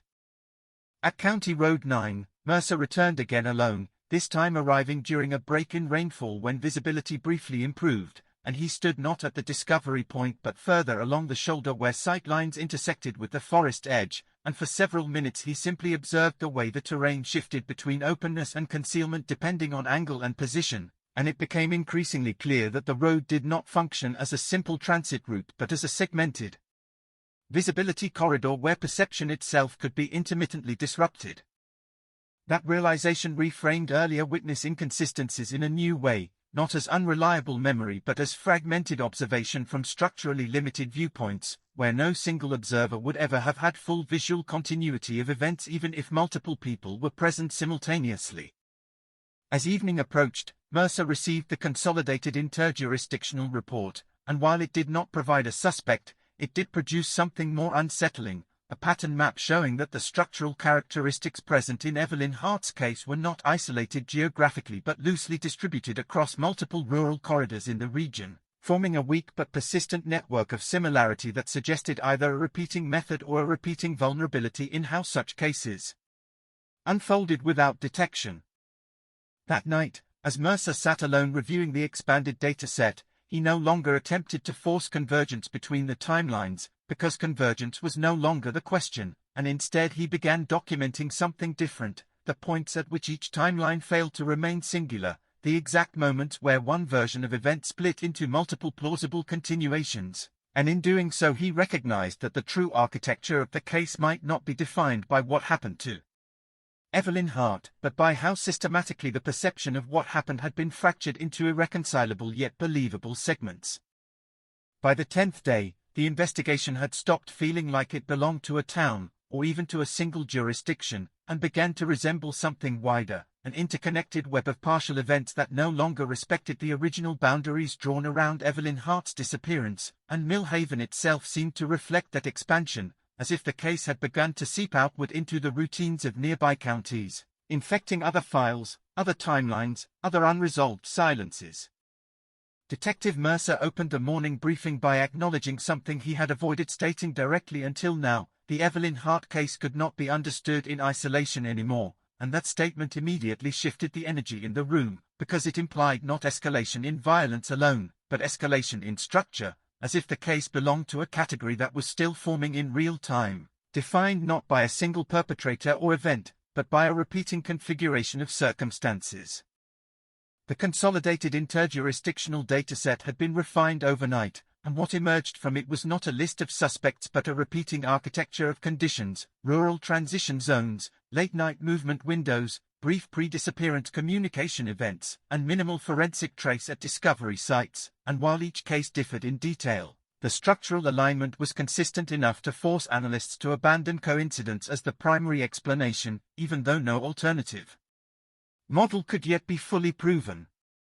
At the communications lab, a breakthrough came not from new data but from reinterpretation of existing metadata, where engineers identified a recurring signal anomaly present in Evelyn Hart's final call and in two unrelated cases flagged earlier in the cross-jurisdiction review, a subtle fluctuation in packet timing that suggested interference or synchronization with an external control source, not strong enough to identify technology type, but consistent enough to suggest that the timing of communication itself may have been influenced by something outside normal network behavior.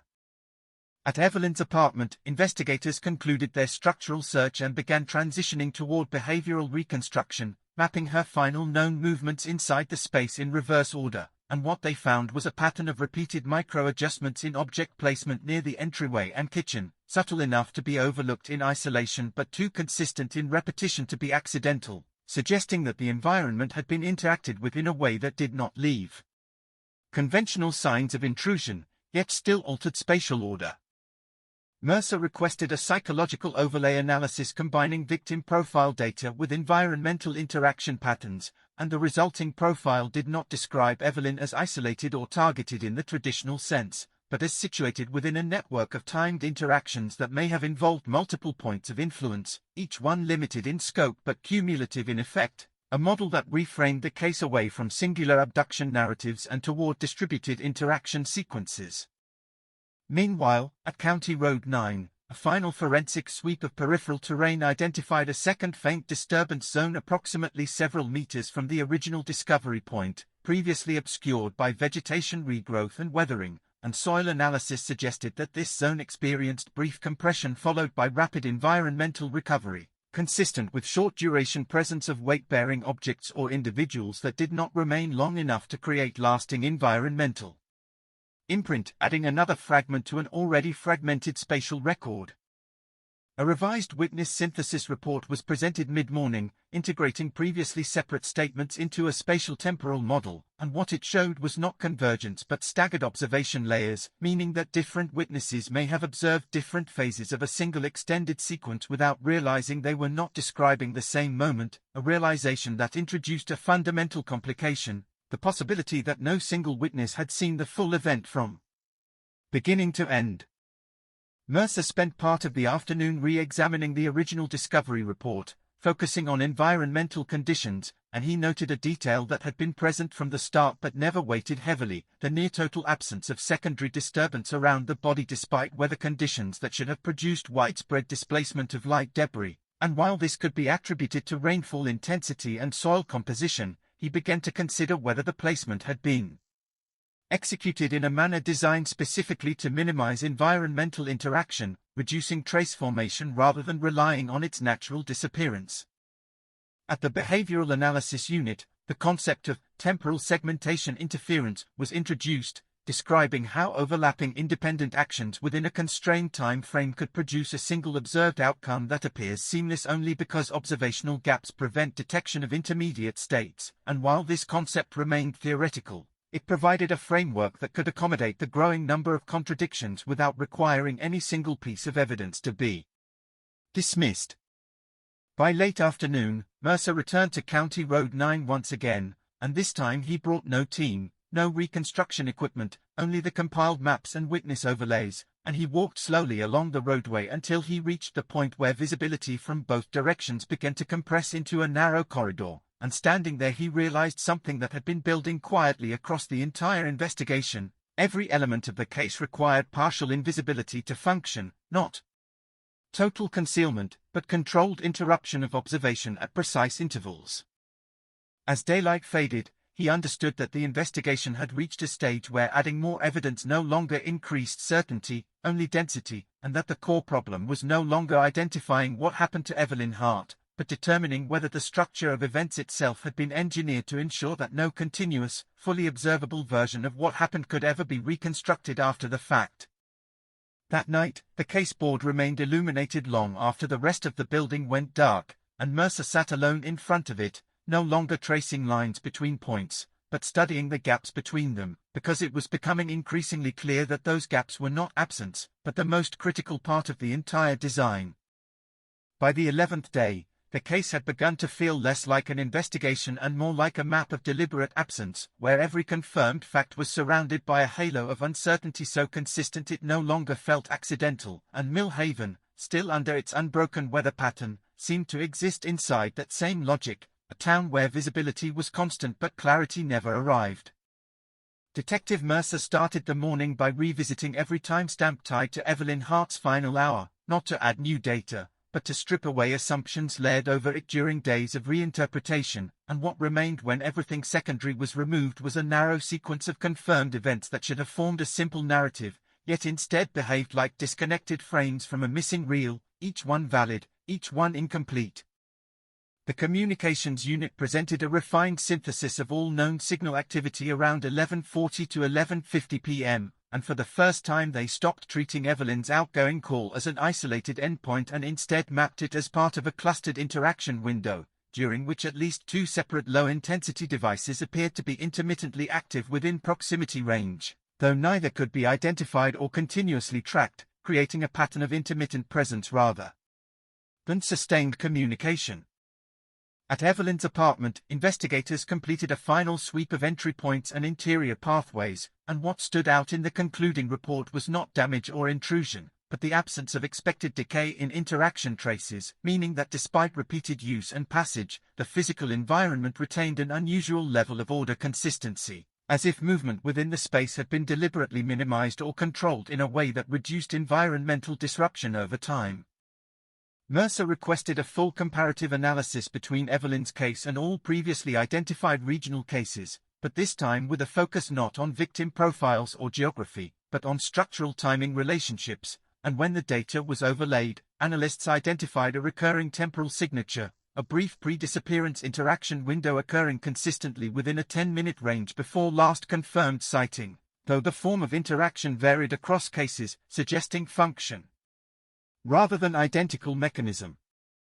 At County Road 9, a final environmental reassessment was conducted under improved weather conditions, and investigators documented something that had been previously masked by rain saturation and terrain reflection, a faint linear compression gradient along the roadside shoulder that did not correspond to natural erosion patterns, indicating that weight distribution had occurred in a controlled manner across a narrow corridor, reinforcing the idea that presence in that space had been precise rather than chaotic.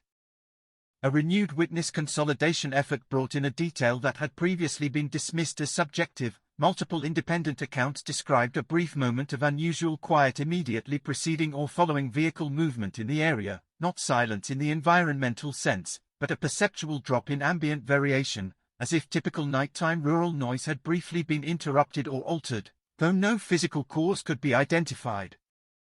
Mercer spent the midday hours reviewing audio reconstruction models, and engineers demonstrated how environmental conditions could distort perception of timing between sound and visual observation, especially in rain-soaked terrain with variable elevation, meaning that witnesses could have experienced the same sequence of events but perceived them in different orders depending on position and acoustic reflection, a factor that introduced yet another layer of fragmentation into an already unstable timeline.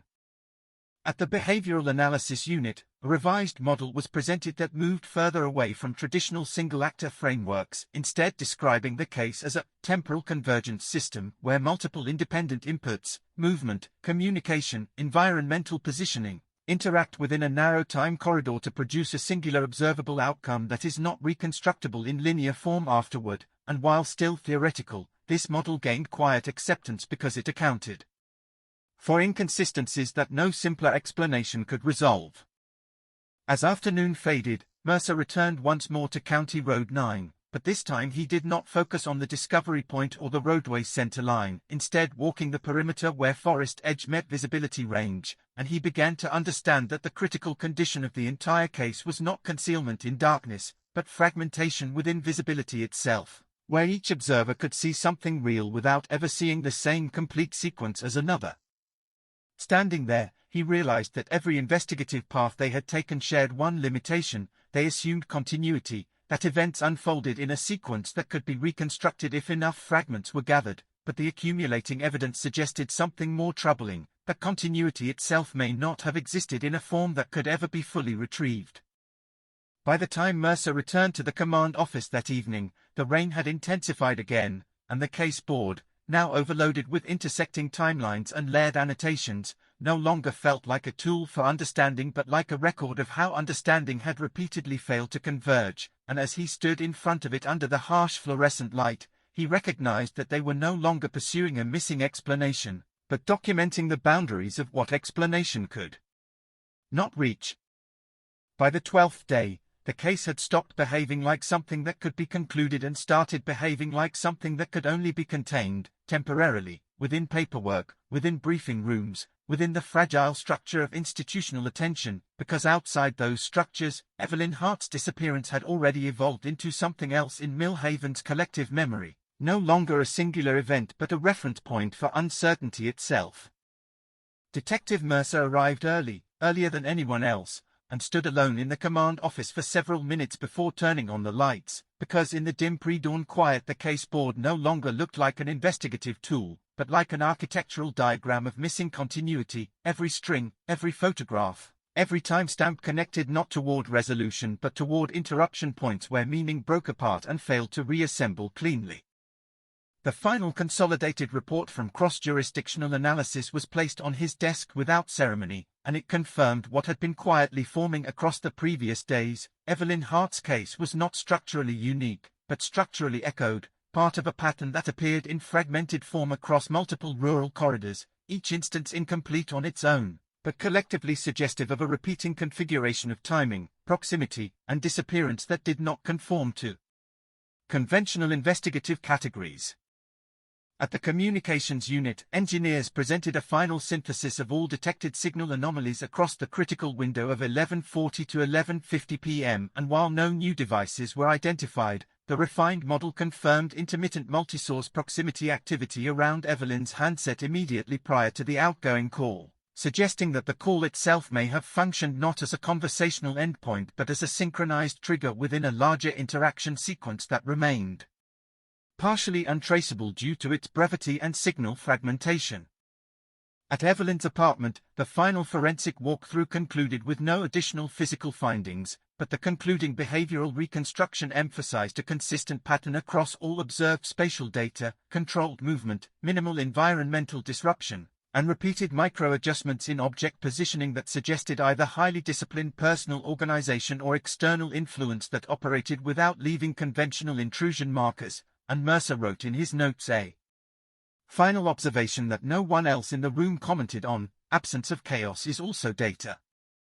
At County Road 9, the last environmental review confirmed earlier findings of dual-phase surface interaction, where soil and terrain had been disturbed in at least two separate moments within a narrow temporal window, followed by partial natural restoration that obscured but did not eliminate evidence of controlled presence, and while this did not identify who was there, it reinforced a critical structural conclusion. The location had not been a passive site of discovery, but an active space of arranged interaction.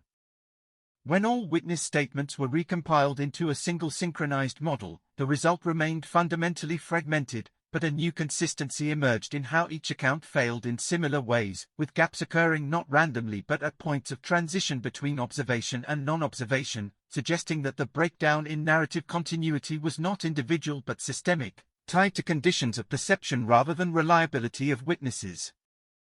Mercer spent the midday briefing listening without interruption as analysts summarized the final behavioral model, which now framed the case not as a linear crime, nor even as a coordinated multi-actor event in the traditional sense, but as a convergent structure where independent actions intersected within a constrained temporal corridor, producing a singular outcome that could not be reconstructed in full because no single observer had ever had access to the complete sequence in real time. There was no resolution offered in the report, only closure recommendation based on investigative exhaustion thresholds and absence of actionable leads, a bureaucratic endpoint that Mercer understood but did not accept emotionally, because nothing in the accumulated data suggested absence of truth, only fragmentation of access to it.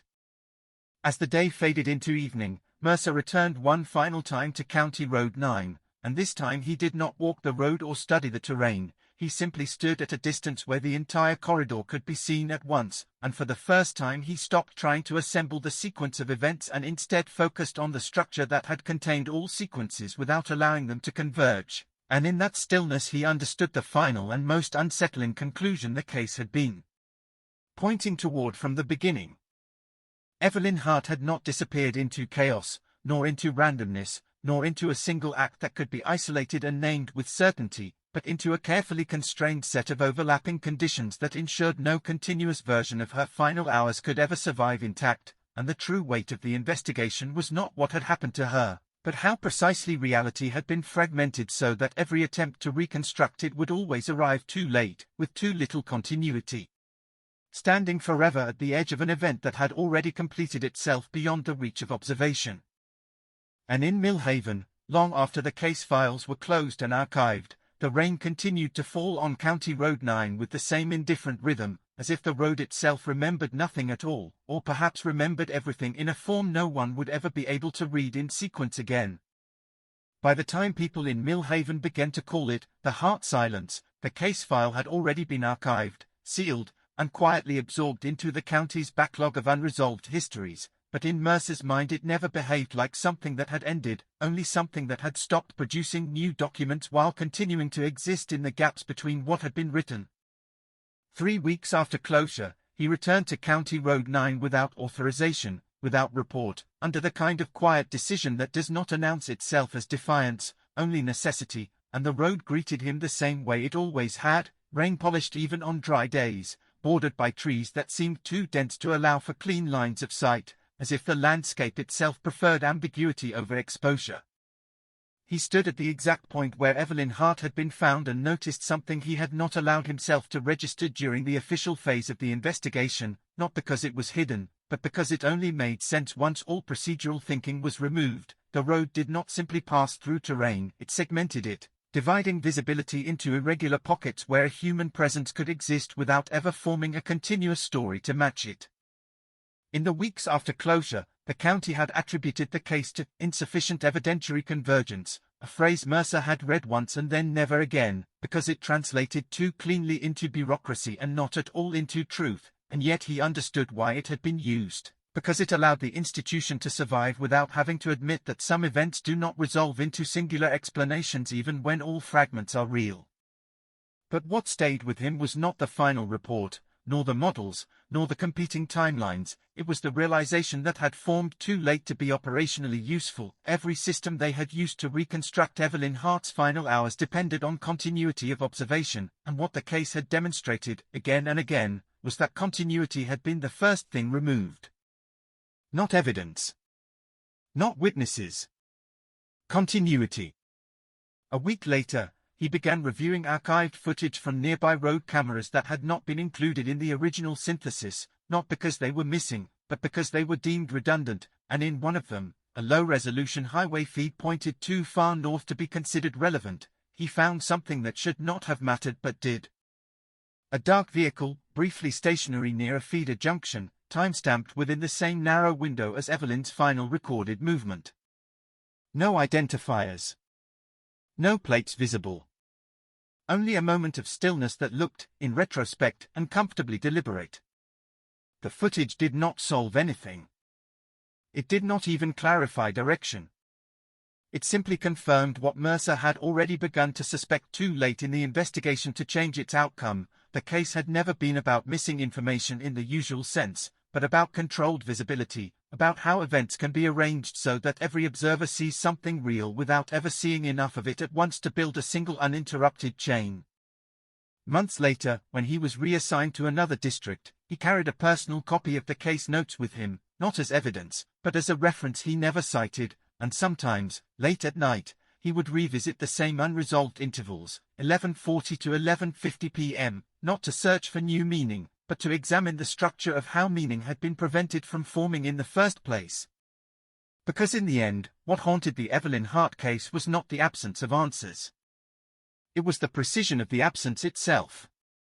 And in Millhaven, long after even the attention had moved on, County Road 9 continued to carry traffic as if nothing had ever interrupted it at all, while beneath that ordinary motion, the same invisible structure remained intact, an event that had fully completed itself only in fragments, and would never again exist in a form that any single witness, record, or investigation could ever reconstruct as whole.